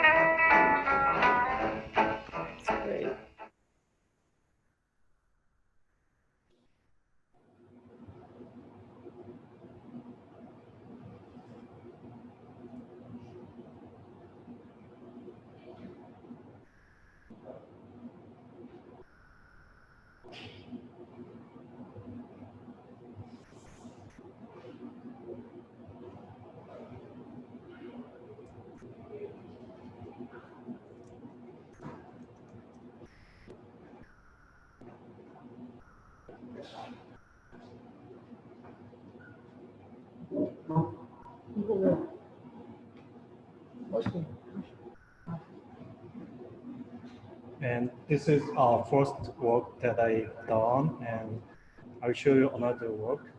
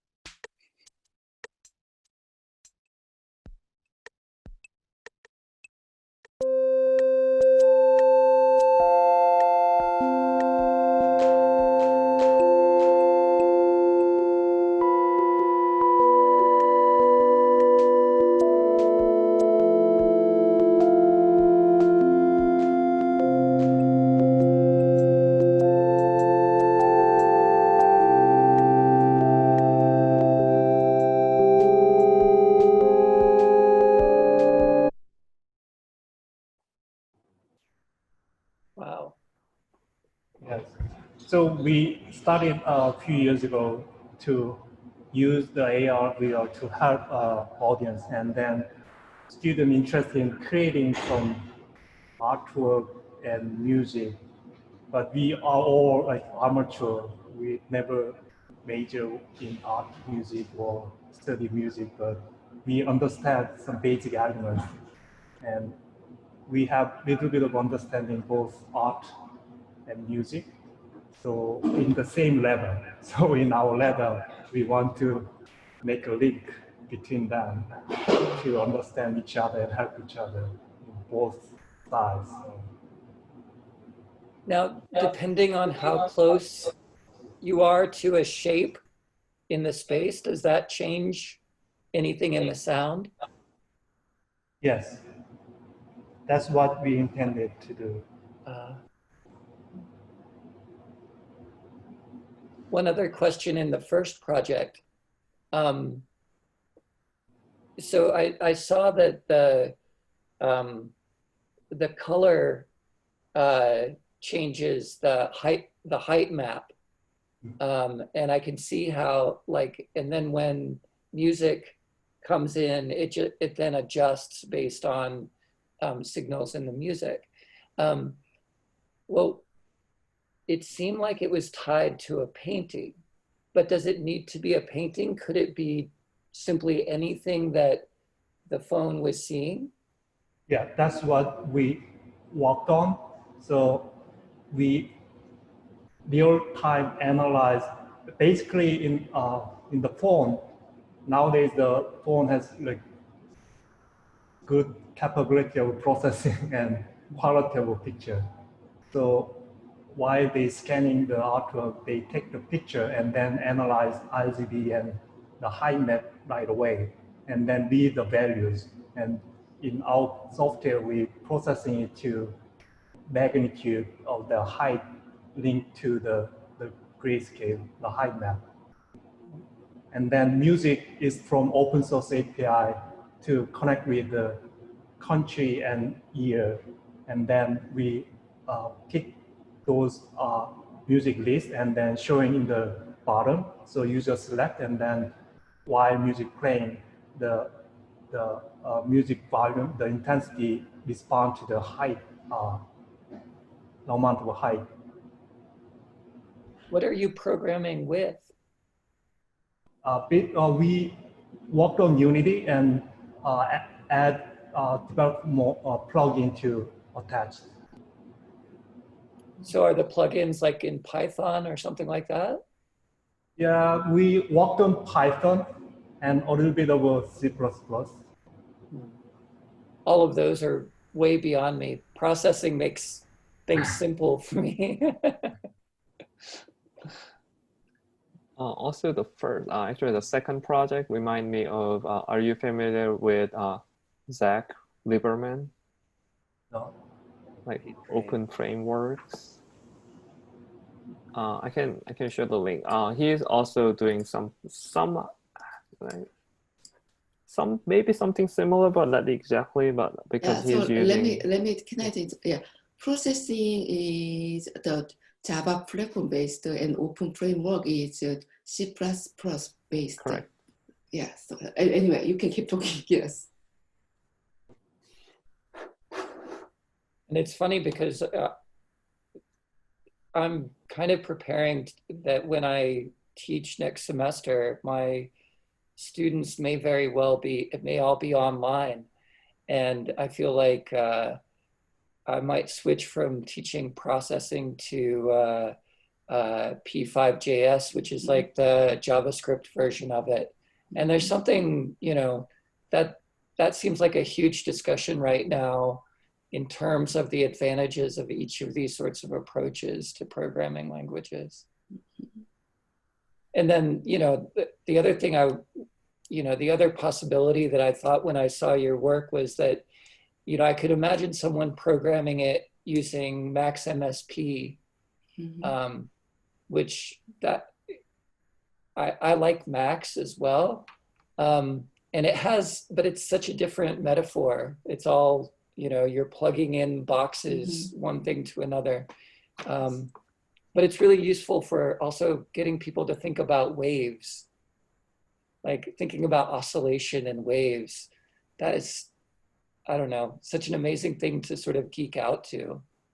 Yeah, nowadays, VR and AR is used for many areas to visualize and make better understanding in many areas. So I've seen, and in my research group, we have contacted from many different areas, science and physics and medicine, biology, of course, and something that people cannot see unless they really look at physically in the small world or outside of our space.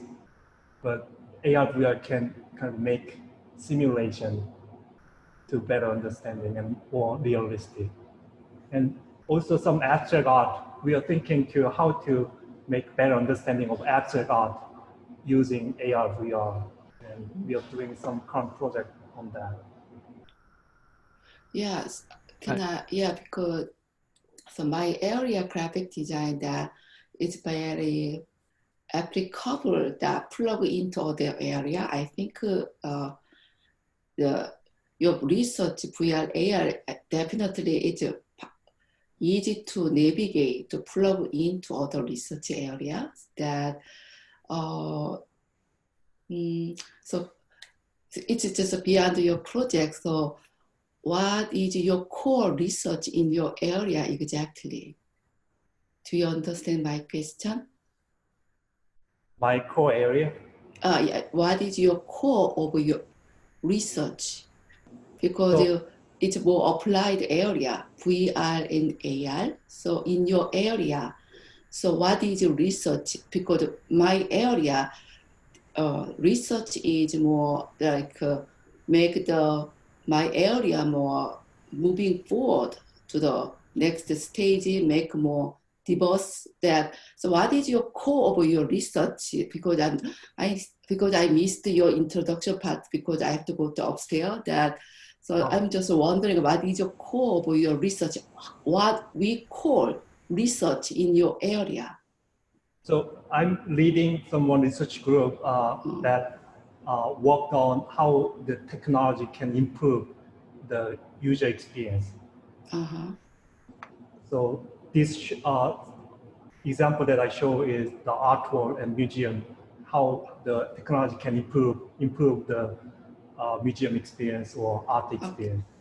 So it's an extension from HCI, like human computer interaction, human-centered design. I think that is, my understanding is that, yeah. Thank you, yeah. And actually, I also have a quick question as well. So, does it only work in the gallery space or museum space, or can it be like at home or like in different places? Because you mentioned about the museum experience, and I thought it could be used for education. For example, some people may not be able to visit museum or a gallery, or can be like, yeah, I don't know, handicapped or whatever reason. So if the painting or drawing is not the real, it's a print or something, is it also can be used like at home or some like in different places for? Yes, of course. Yeah. So our project is for some learning and education, also distant, how to reach out to people who cannot come to the museum or who cannot travel around like this these days. So how nowadays many museums using technology to still showing some exhibition of artwork to people all around. And we did several projects how children can learn the artwork in their own space and on hands experience. So not necessarily the museum, but technology can, of course, help all the people can have their own experience at home and learn by themselves. And that eventually attract those people to the museum. Like nowadays, the YouTube showing some trailers to attract those people to the movie theater like that. So that's a similar idea that we are launching some projects. I'll be right back. I need to get some water. Kyung, one thing that I'm really drawn to about your projects, in addition to what it does for museology and pedagogy with the arts, is I was actually thinking a lot about like dance notation as well, and the way that moving a body through a space, learn something in a different way and learn something different than even just something remotely, right? So there's like the idea of not being able to go into the museum and accessing it that way, but being able to sort of turn your body or move through a shape or a space. There seemed to be something I saw this connection with the way that embodied disciplines notate and communicate in this way of sort of graphical and visual and acoustic and also physical performative ways. I think that what you showed about, well, both of the pieces, I think, but I was especially drawn to the how that I think happened in that the music synthesis, when you were sort of drawing those shapes live and then hearing and responding to that. Yeah, we are working on some VR project, how user can interact with the real art piece in the virtual reality. Yeah. So they can learn the process of creation, but also they can manipulate or customize, so they can use all that from the real artwork, but their own version and keep it for themselves. Great, yeah, that's fantastic. Thank you for sharing the project and introduce project. And I think we have artists, new artists from group 3, so we can transition to group 3. And I think Rubén and Yuto was here from the beginning. So yeah, and so Hyunseung Lee here. So hello, nice to see you. and the process is like you introduce yourself and your work for 3 to 5 minutes, and after that, we will continue the discussion and conversation. Okay. And hi, Rubén. Nice to see you. See you again. Rubén, I cannot hear your Rubén, we voice. cannot hear your voice. Yeah, I cannot hear. Yeah.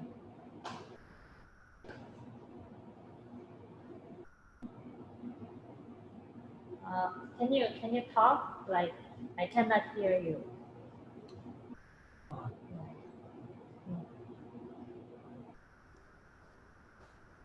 Yeah.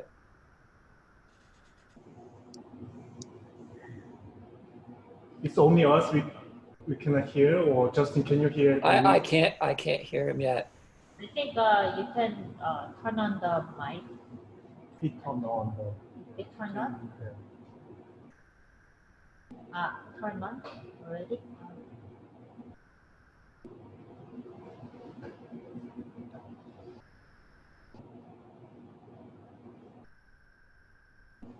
Hello, hello, check. Okay, yeah. now we're here. I can hear you now. Yeah. Okay, here I am, thank you.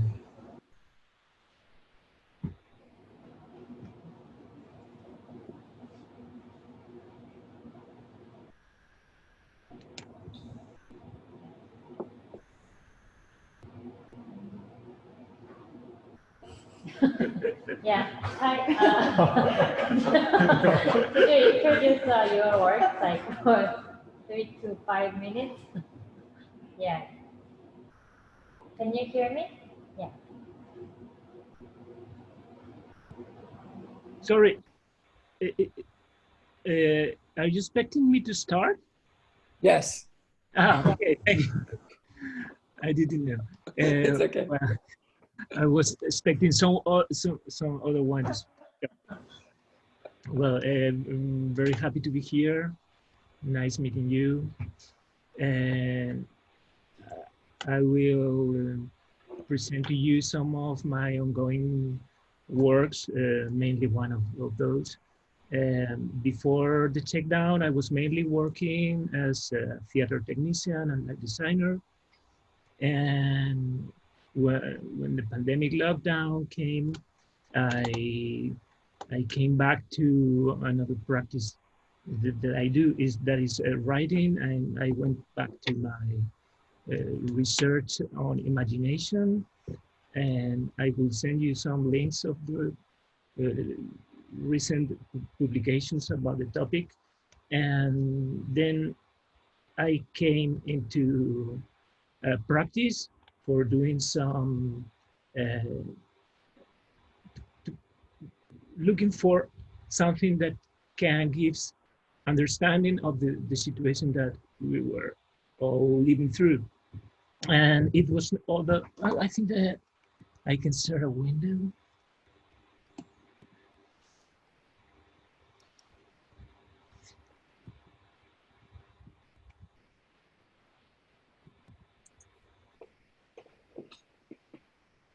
Something happened? No.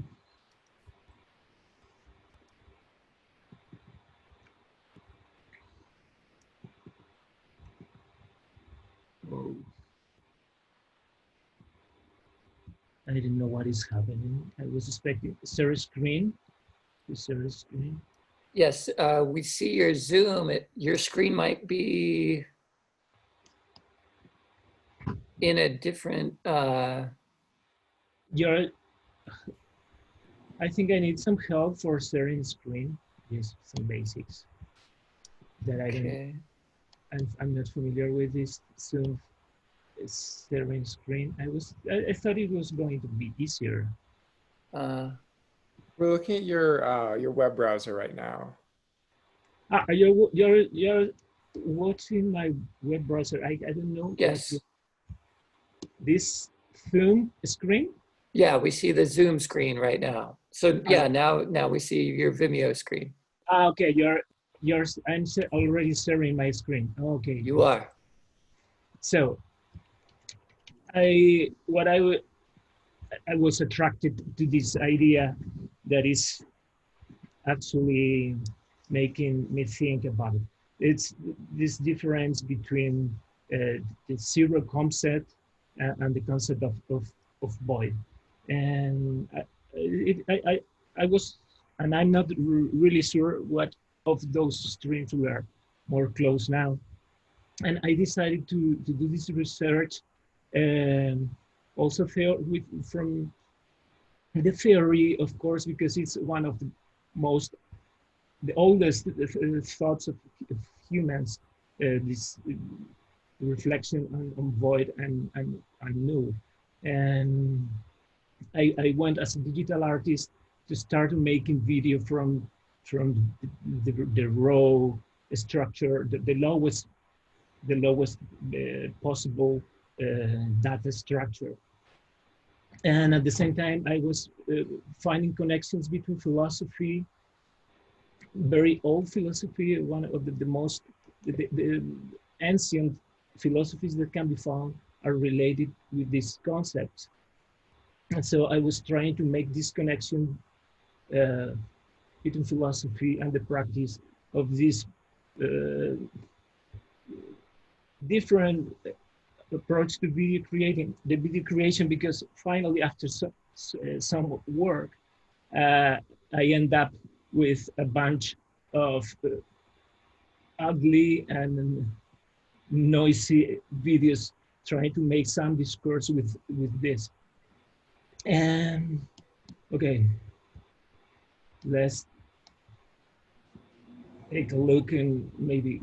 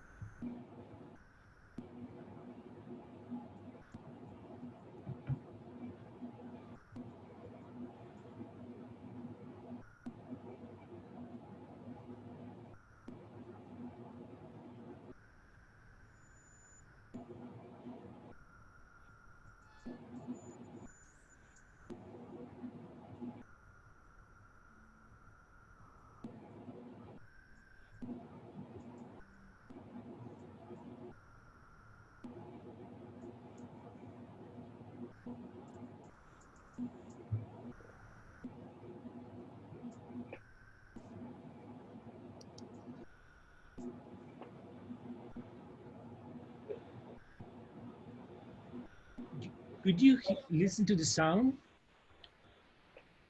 I could hear it a little bit, but it wasn't very loud. I understand. So it was hearing my microphone. I should have changed it, but because I wanted to know to remark that the main research was concerning the sound. So to share the sound, when you do the share screen, there is actually a little checkbox to export the sounds from your computer, not just microphone. Okay.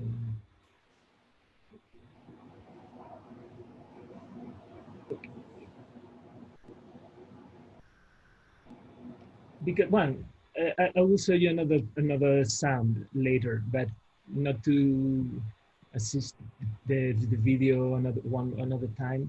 It's already on Vimeo. We can continue.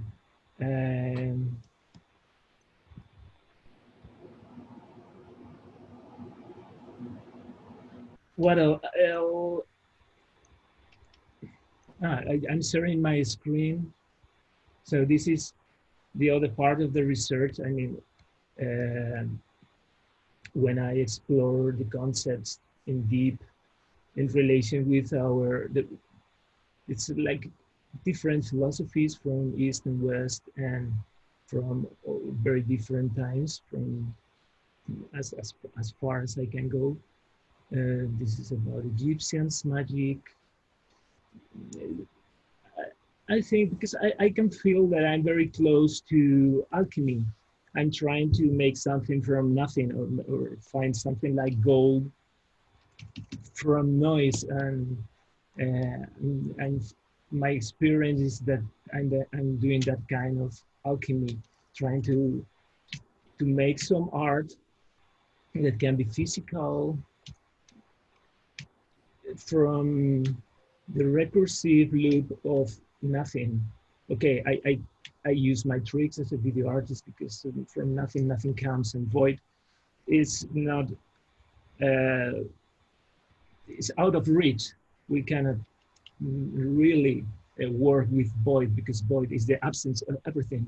So we are, as we cannot work with void, we work with errors or recursion or zero or nothing that is, and these are some graphic results.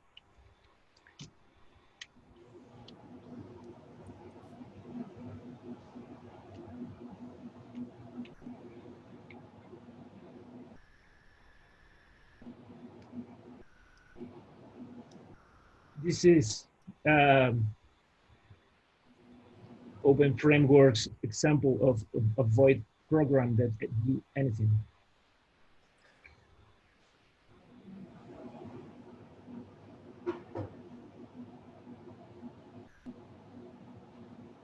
This is the point of departure. After some coding, I reached this as a starting point. So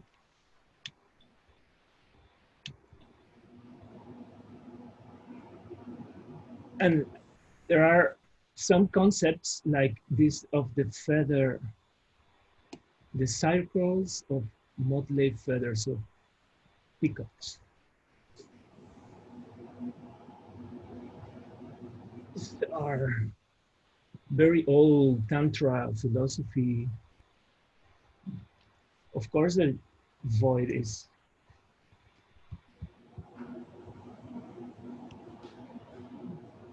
very close to Vairava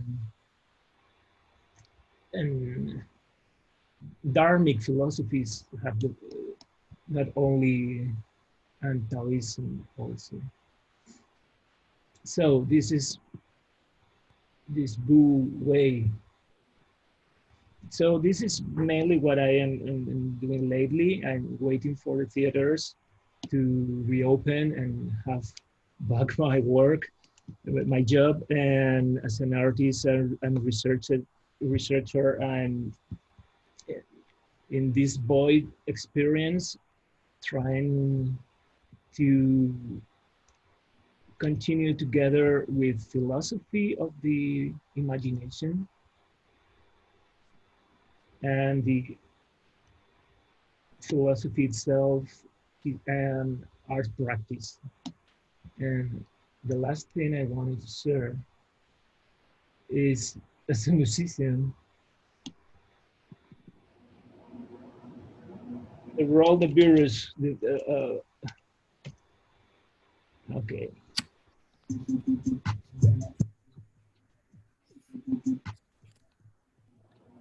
I think I have to say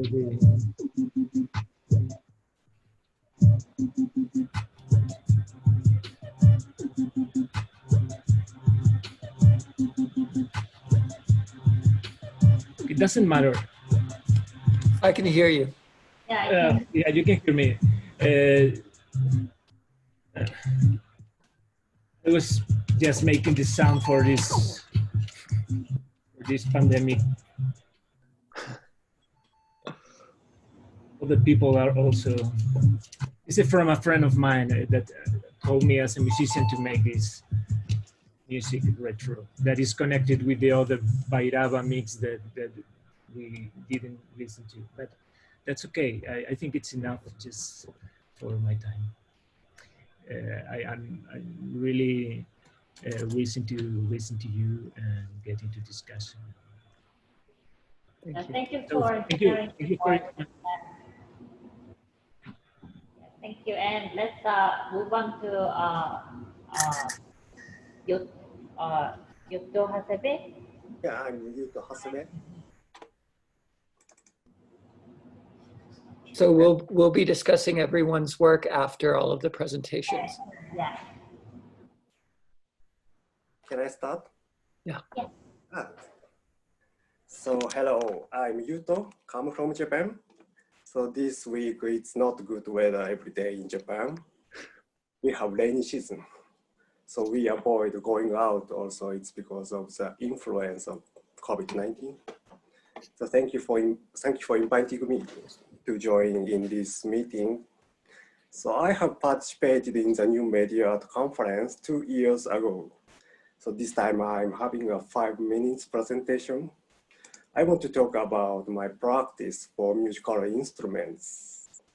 So I am making handmade musical instruments with materials from nature world. So wait a moment. So this is the cello type made out of deer antler. This work was started from 3 years ago. At first practice, I made a lot of effort into the designing of these instruments, but it was not suitable for playing. But now this blue one is becoming a little bit precision. So similar to cello scale, and this parts from electric bass and a set of 4 strings. So I am interested in the relationship between nature and musical expressions. I create a series of string instruments inspired by the shape and materials in nature. Another one.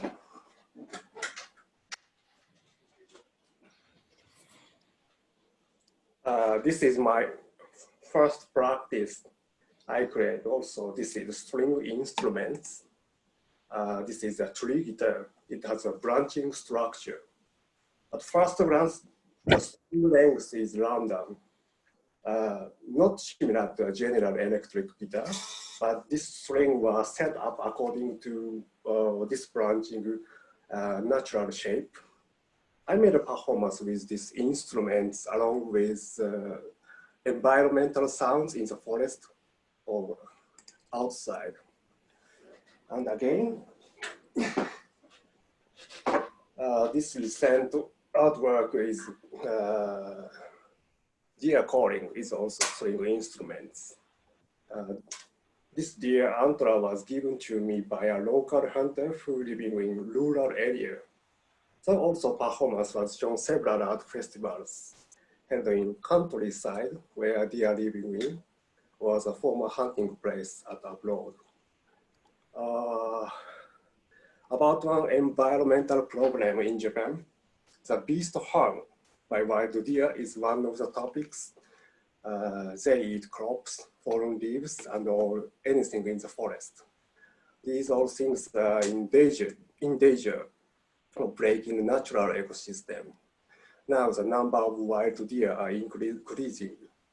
Therefore, local hunters and city governments are destroying wild deer to extermination. But on the other hand, in Japan, they are respected as a God's messenger by Japanese people. And then I feel a contradiction about value of animal life. I think that if I use the deer antler as material for musical instruments, it becomes musical expression for the animal life, animal voice. So I think so. So one more thing.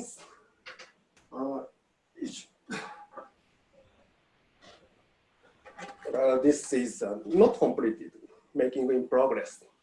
This is, have you ever seen this type? This is a harp style, is running from Chinese ancient instrument harp, made out of old tree. It is called gingo tree. Gingo tree is very tall and thick. It's very popular in Japan. It becomes a yellow leaf in autumn. I will participate in art festival at the rural area. I am now planning to display this artwork at a nice location. So you can imagine Japanese traditional wooden house, like a square and the roof with a triangle. So it's very old one. The house was built 200 years ago. I found there is also a huge gingo tree. I felt a very long history there. And then I got same wood material. And now I'm making these instruments for performance at the historical location next autumn. So can I play my performance few minutes? Okay, wait a moment.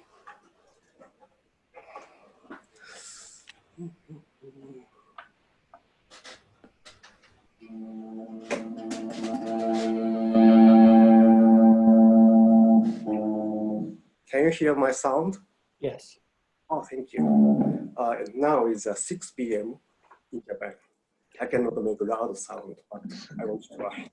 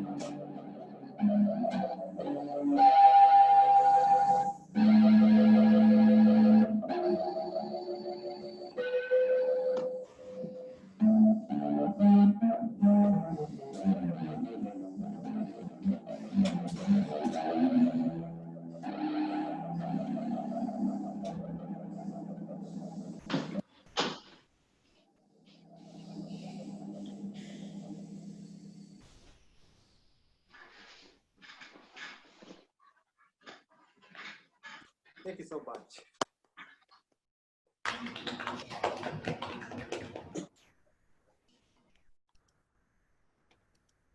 Thank you for your performance. Is it the different instrument you showed last time? Yes. It's last one is not completed.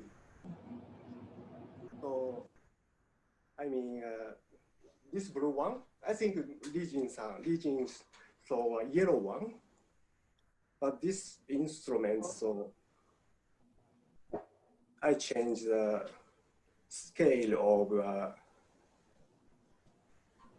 to general scale.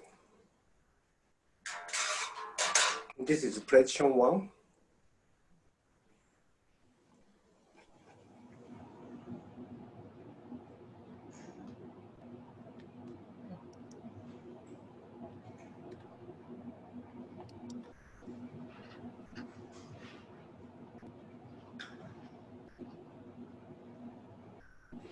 Oh, that's all. Thank you so much.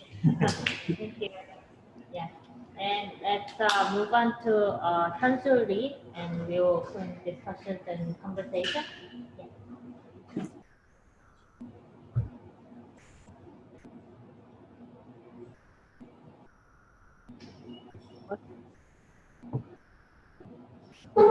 Yeah. Can you hear me? Yes. Okay.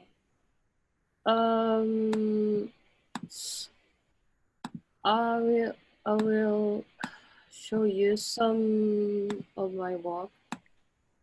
I prepared PPT, but before saying about PPT, I will introduce myself and I will talk some core work of my work. Okay. My name is Hyunseung Lee, and I'm living in Seoul, and I have been studied fine art, art history, media art, and these days my main interest is media and performance of audience. I mean, unintended reaction of audience. So I study about the conception ludology of Gonzalo Franska, who was a famous people in game theology. So I make my work focus on the conception, and in short, the ludology have no fixed ending, and it contrasts the conception narrative. As you know, narrative have a starting point and middle point and ending point. Yeah. And I think you can understand the conceptual methodology through chess. Yeah. When we play chess, we need some people who play with me, and rule, but there is no fixed winner or loser, right? Okay. It is first time to use Zoom, so I a little confused how I can turn on my screen, but Share screen? Yeah. I want to show you my screen, but there is a green button called the share screen at the bottom bar. I can find the green button. Green button. And share screen. Oh, okay. Hey, can you see? Can you see now? Not yet. Okay. And I wrote some. There's a share screen. Share screen, like on the bottom. I pressed, but I well, I put no, it doesn't work. Zoom window on the bottom part. There's a button called share screen. Pardon. It's green, right? Yeah, on the bottom, next to chat. Oh. Oh. Oh.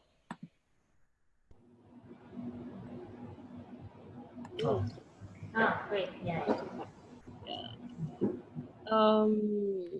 Yeah. I wrote some my thoughts, and you can read it. And when I thought more and more technology are developed, and it is little difficult to follow and understand the function of machine and the relationship based on digital technologies. So I made this work using processing and okay, and I will try. Yep.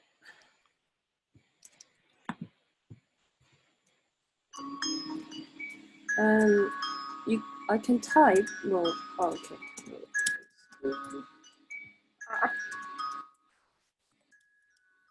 Yeah.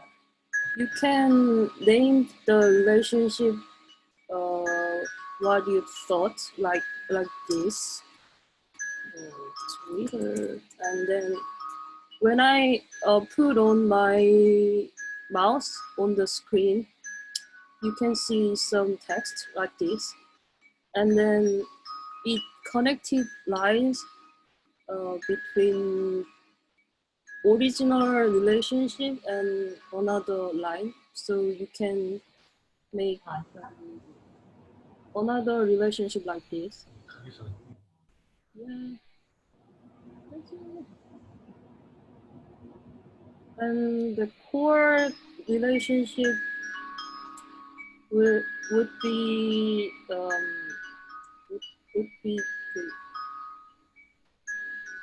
color like pink, and then more remote relationship present like a blue dot. So I made like this, and I would I present the relationship of these days. So the name of this work is Today's Relationship. And then another work is I lost files, so I could not show the file like the first work, but I have screenshots, so I will explain the work. And I usually interested in other just bad things of technology, and because I think it can be possible to develop the weakness of technology. So the main conception of this work is surveillance.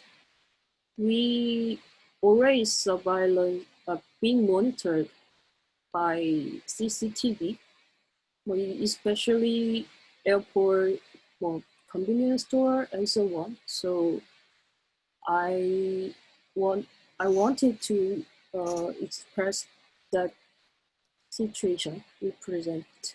And so at the first time when you turn on your monitor, the number will be increased 10 seconds. So just few minutes later, the number being increased like this very much. So I just use this program within 10 minutes. So computer cannot work well when I use this program. So anyway, and then another work is I settled this work last year in CICA Museum, and some of you guys already saw it. And the first thing I thought, we are surrounded by many data, so I confused which data is good for us or not, and that is the reason why I made this work, and I will show you a little bit. Well, yeah, I made this work by Unity, and then information. And the animation, I made it and it expressed us into phone and mobile work. And I took about 2 months to make it.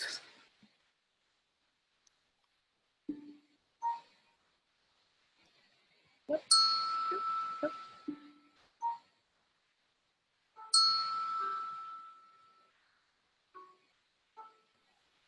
And later have another sports, so you can, wow.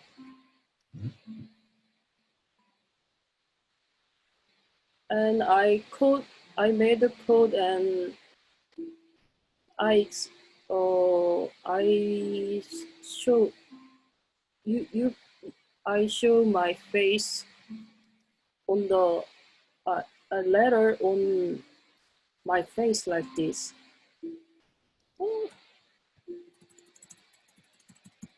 And this is my room.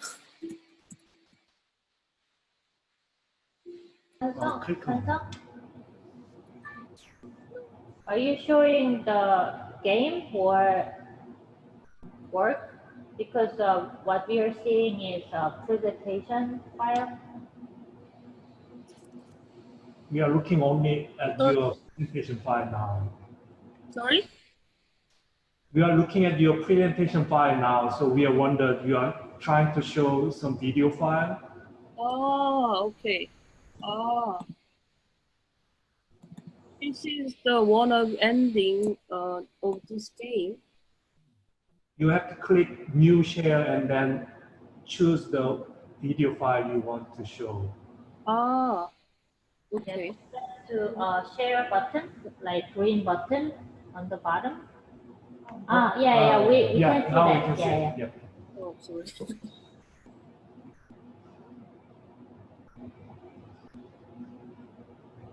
This is one of ending. And this box means social network message. And if you drag this box, and many boxes are created, and so thumbs up, thumbs down, and other drop box. And then another work is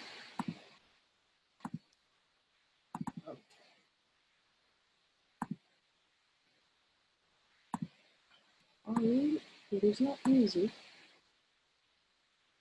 and the other ending is not depend on numbers, and it means to destroy talk box. So escape of social network work, and then it is last ending of this work. And if you lose your score, you can meet another ending like this, and you have to play this game again. And okay, and then wow, really.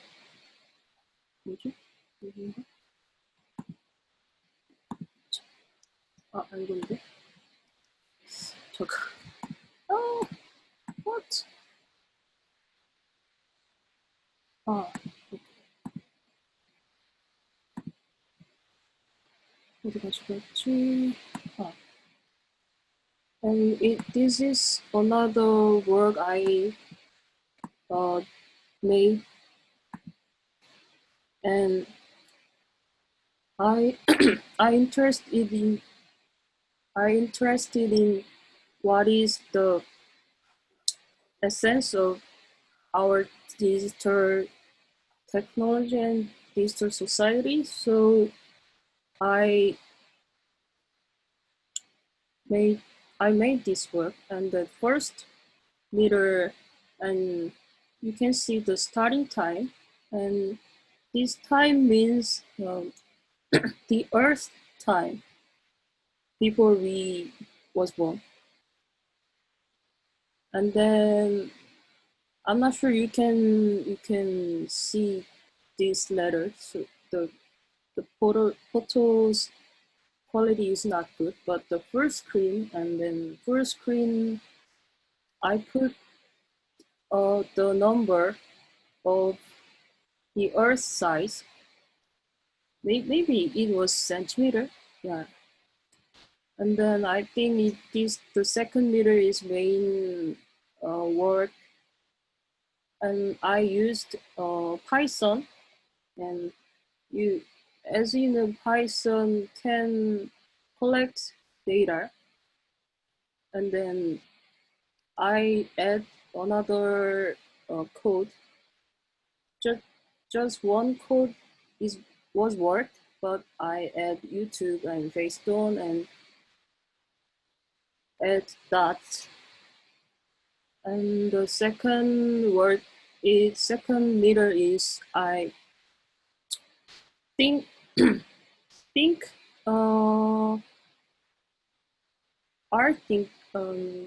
what can I say? Printing art using technology and code. So I made this work, put the thought. And then the logic of the exhibition was like this, and then yeah, the meter means this black line, and then chairs and notebook was here, and then project was here. So I made this work, and then I put on my PC and chairs here, and then the game, what I showed you, and then meters. And then this is another work I did my graduate exhibition in graduate school.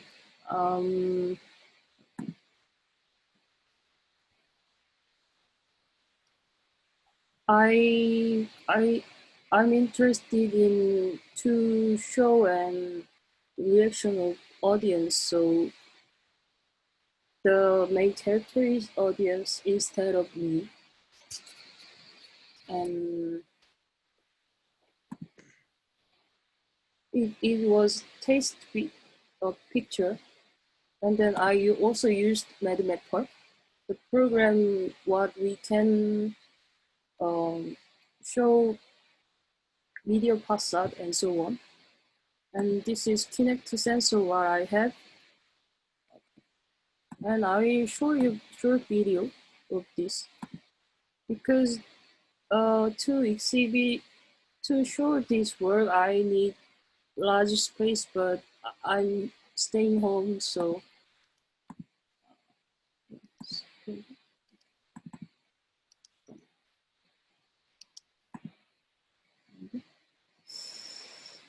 please wait. Video. Where is video? Where is video?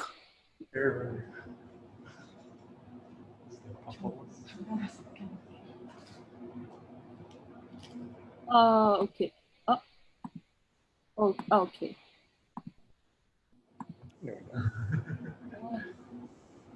Sorry, it is not easy.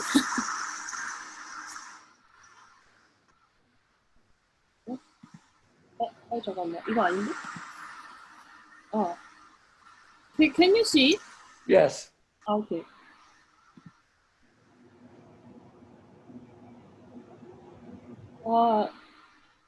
I set up based on RGB, so red, green, blue color was good for this project. And I noticed my friends and audience, please wear red, green, blue colors clothes. And I thought audience can make landscape and or scene. So this is me, but so I made this work. The audience can make the design. And then yeah, thank you for sharing. yeah, that's all. Thank you. Thank you. So yeah, time is almost up. So maybe yeah, we can have some comments and some good conversation. Okay. Well, so now I'm making AR app and another Unity application to share my work with audience, and I think I will study more about performance and methodology maybe.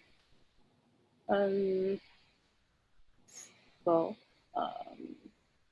I especially interested in the conception to perform what the conception, and maybe that's what I'm saying. Can I ask a question? Oh, okay, sure.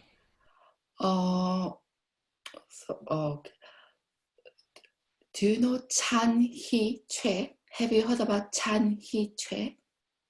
Sorry, I don't know.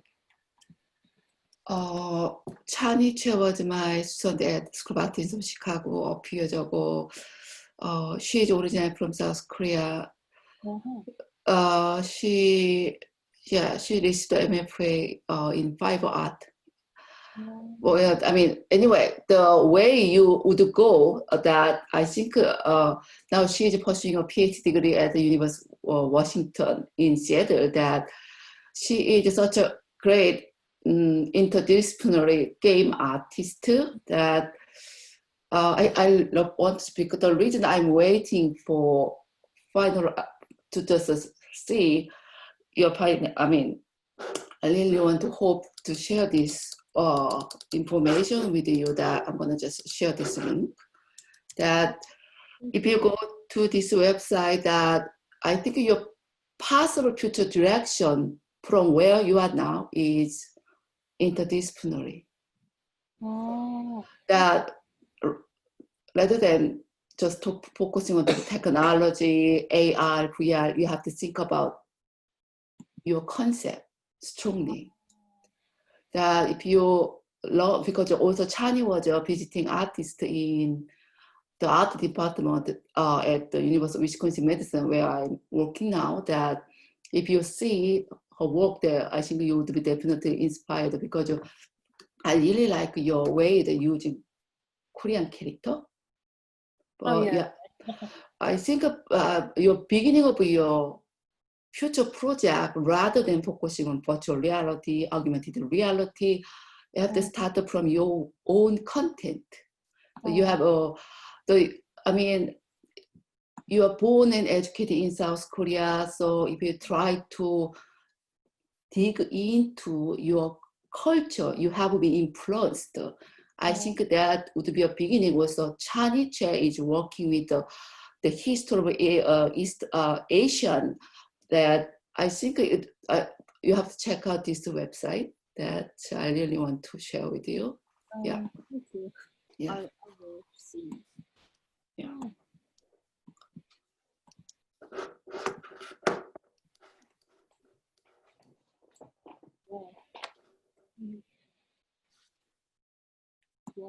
Thank you for sharing the presentation, all of you. And for Yuto, we actually happened to meet in SIGGRAPH.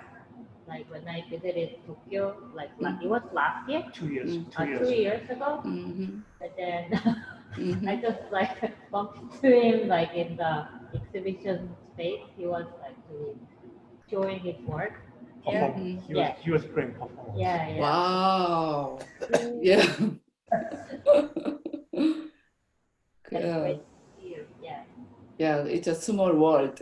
Yes. Then I think do you have any collaboration plans, maybe with other artists, because it's a music instrument, so I think you may be able to collaborate it with other sound artists or graphic artists. I think regarding your medium, I think it's more kind of maybe doable, to easily collaborate. Do you have any plans? Yuto? Yeah. So, collaborate with other artists? Yeah, collaborate, work together, maybe to make some collaborative project. Right now? Yeah. Sorry, it's difficult to understand for me. Okay. Yeah. 一緒に仕事したいとありますか？ Cool. Yes. ありますか？ Thank you for Japanese translation. So, yeah, I'm making musical instrument with a 3D modeling, but other it's with programming. It's interesting.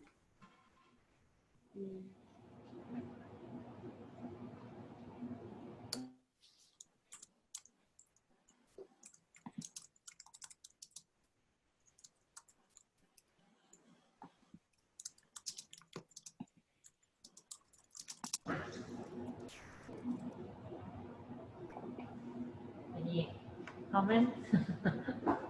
Maybe we're and then also time difference, it's the middle of night, right? Yeah, it's over here. It's almost 3 o'clock. Oh, so 5 p.m. here. So for me, it's this seems like late night TV, but late night TV is a very interesting space. It's a space where I can't always predict what I'm going to see. And so seeing a performance from Yuto after listening to Rubén talking about alchemy, the way it all mixes in the late night for me is really interesting. Definitely. It's the having conference Collab, online and on site at the same time. It's very challenging, but at the same time it makes some kind of very interesting moments. So it's more like a new media in some sense. So yeah, but I kind of after all the session, I kind of miss actually to be in physical space. So I think this like experience made me think more about the importance of like actually meet together. So yeah, so I think it's very important part still. I miss sharing food with you. Yeah. It's hard to find good Korean food. Yeah.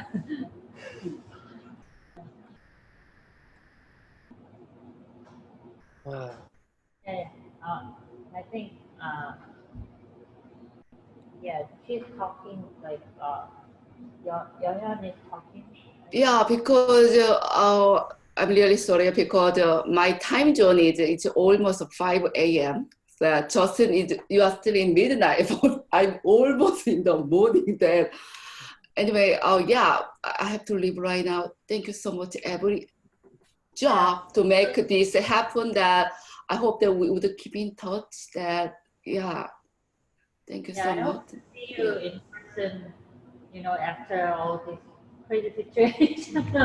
Yeah.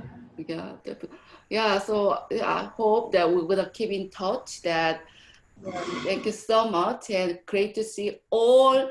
And thank you so much, CICA, Justin, all of the participation here. Thank you so much. I have to go to bed. Bye. Same here, it's 5 a.m. here too. Like we have been talking about 3.5 hours now. I have a timer here. Thank you so much. And Tyler, you're in the Eastern time zone, right? Turn on the Tyler's mute. Yeah. I'm Western. I'm not quite 5 a.m. About 3, but yeah. By the way, anyway, like it's so great. I mean, thanks to this technology and CICA Museum too. Do we have another meeting tomorrow? Yeah, it's more like a casual, you know, it's a goodbye brunch. So like maybe you can bring some food together.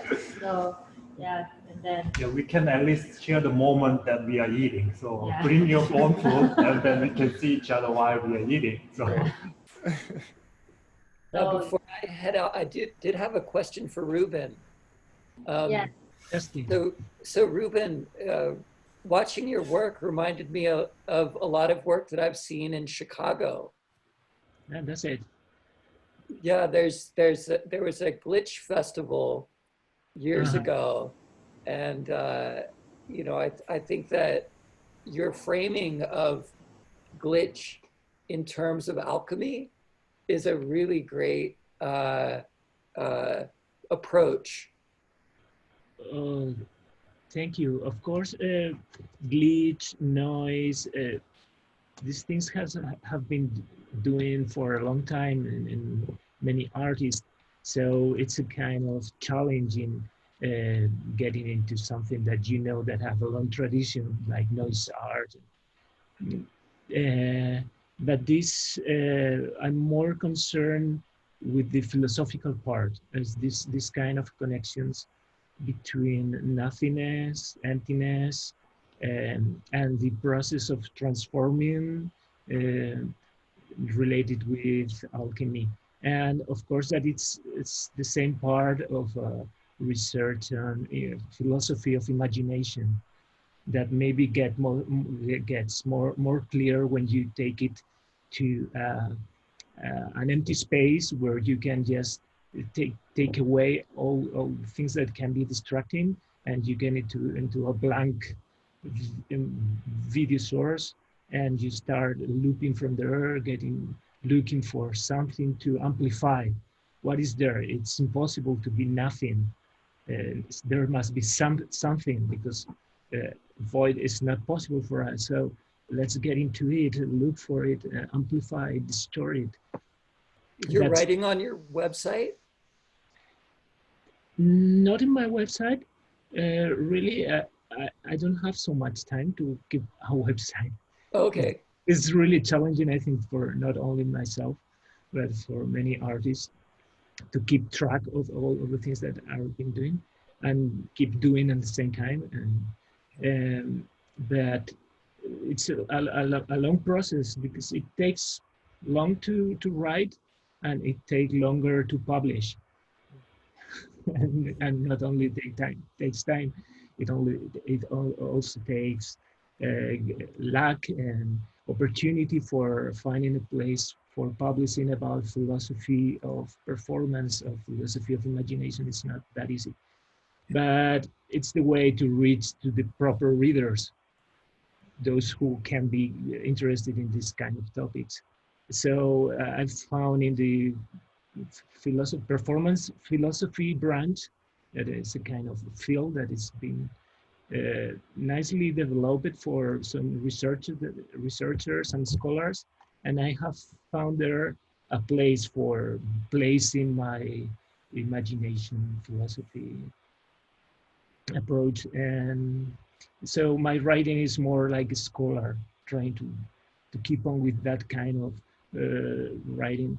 And I'll keep an eye out for it.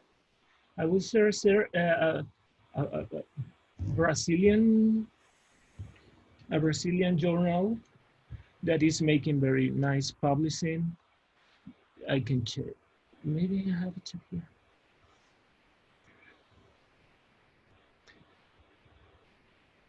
There we go. This is the Brazilian Journal of Studies on Presence. And basically, it's not concerned with media art, but with performance. But that scope of philosophy, I think that can also media is performed, as we've seen with Yuto performance. And I also think that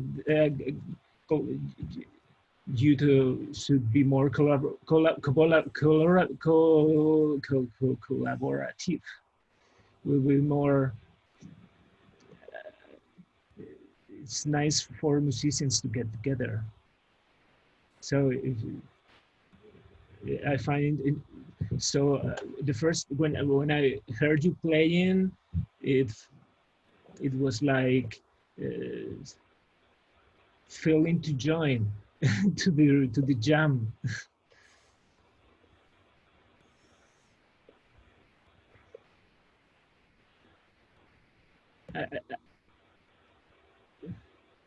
Thank you so much, everyone, for participation. And it was like the long meeting. Yeah, we hope to see you, soon, and like work with you, like in the future. And let's keep in touch. Yeah, we have social media, so let's keep in touch, everyone. Thank you so much. Thank you. It's good to see everyone. Bye. See you. Thank you. See you.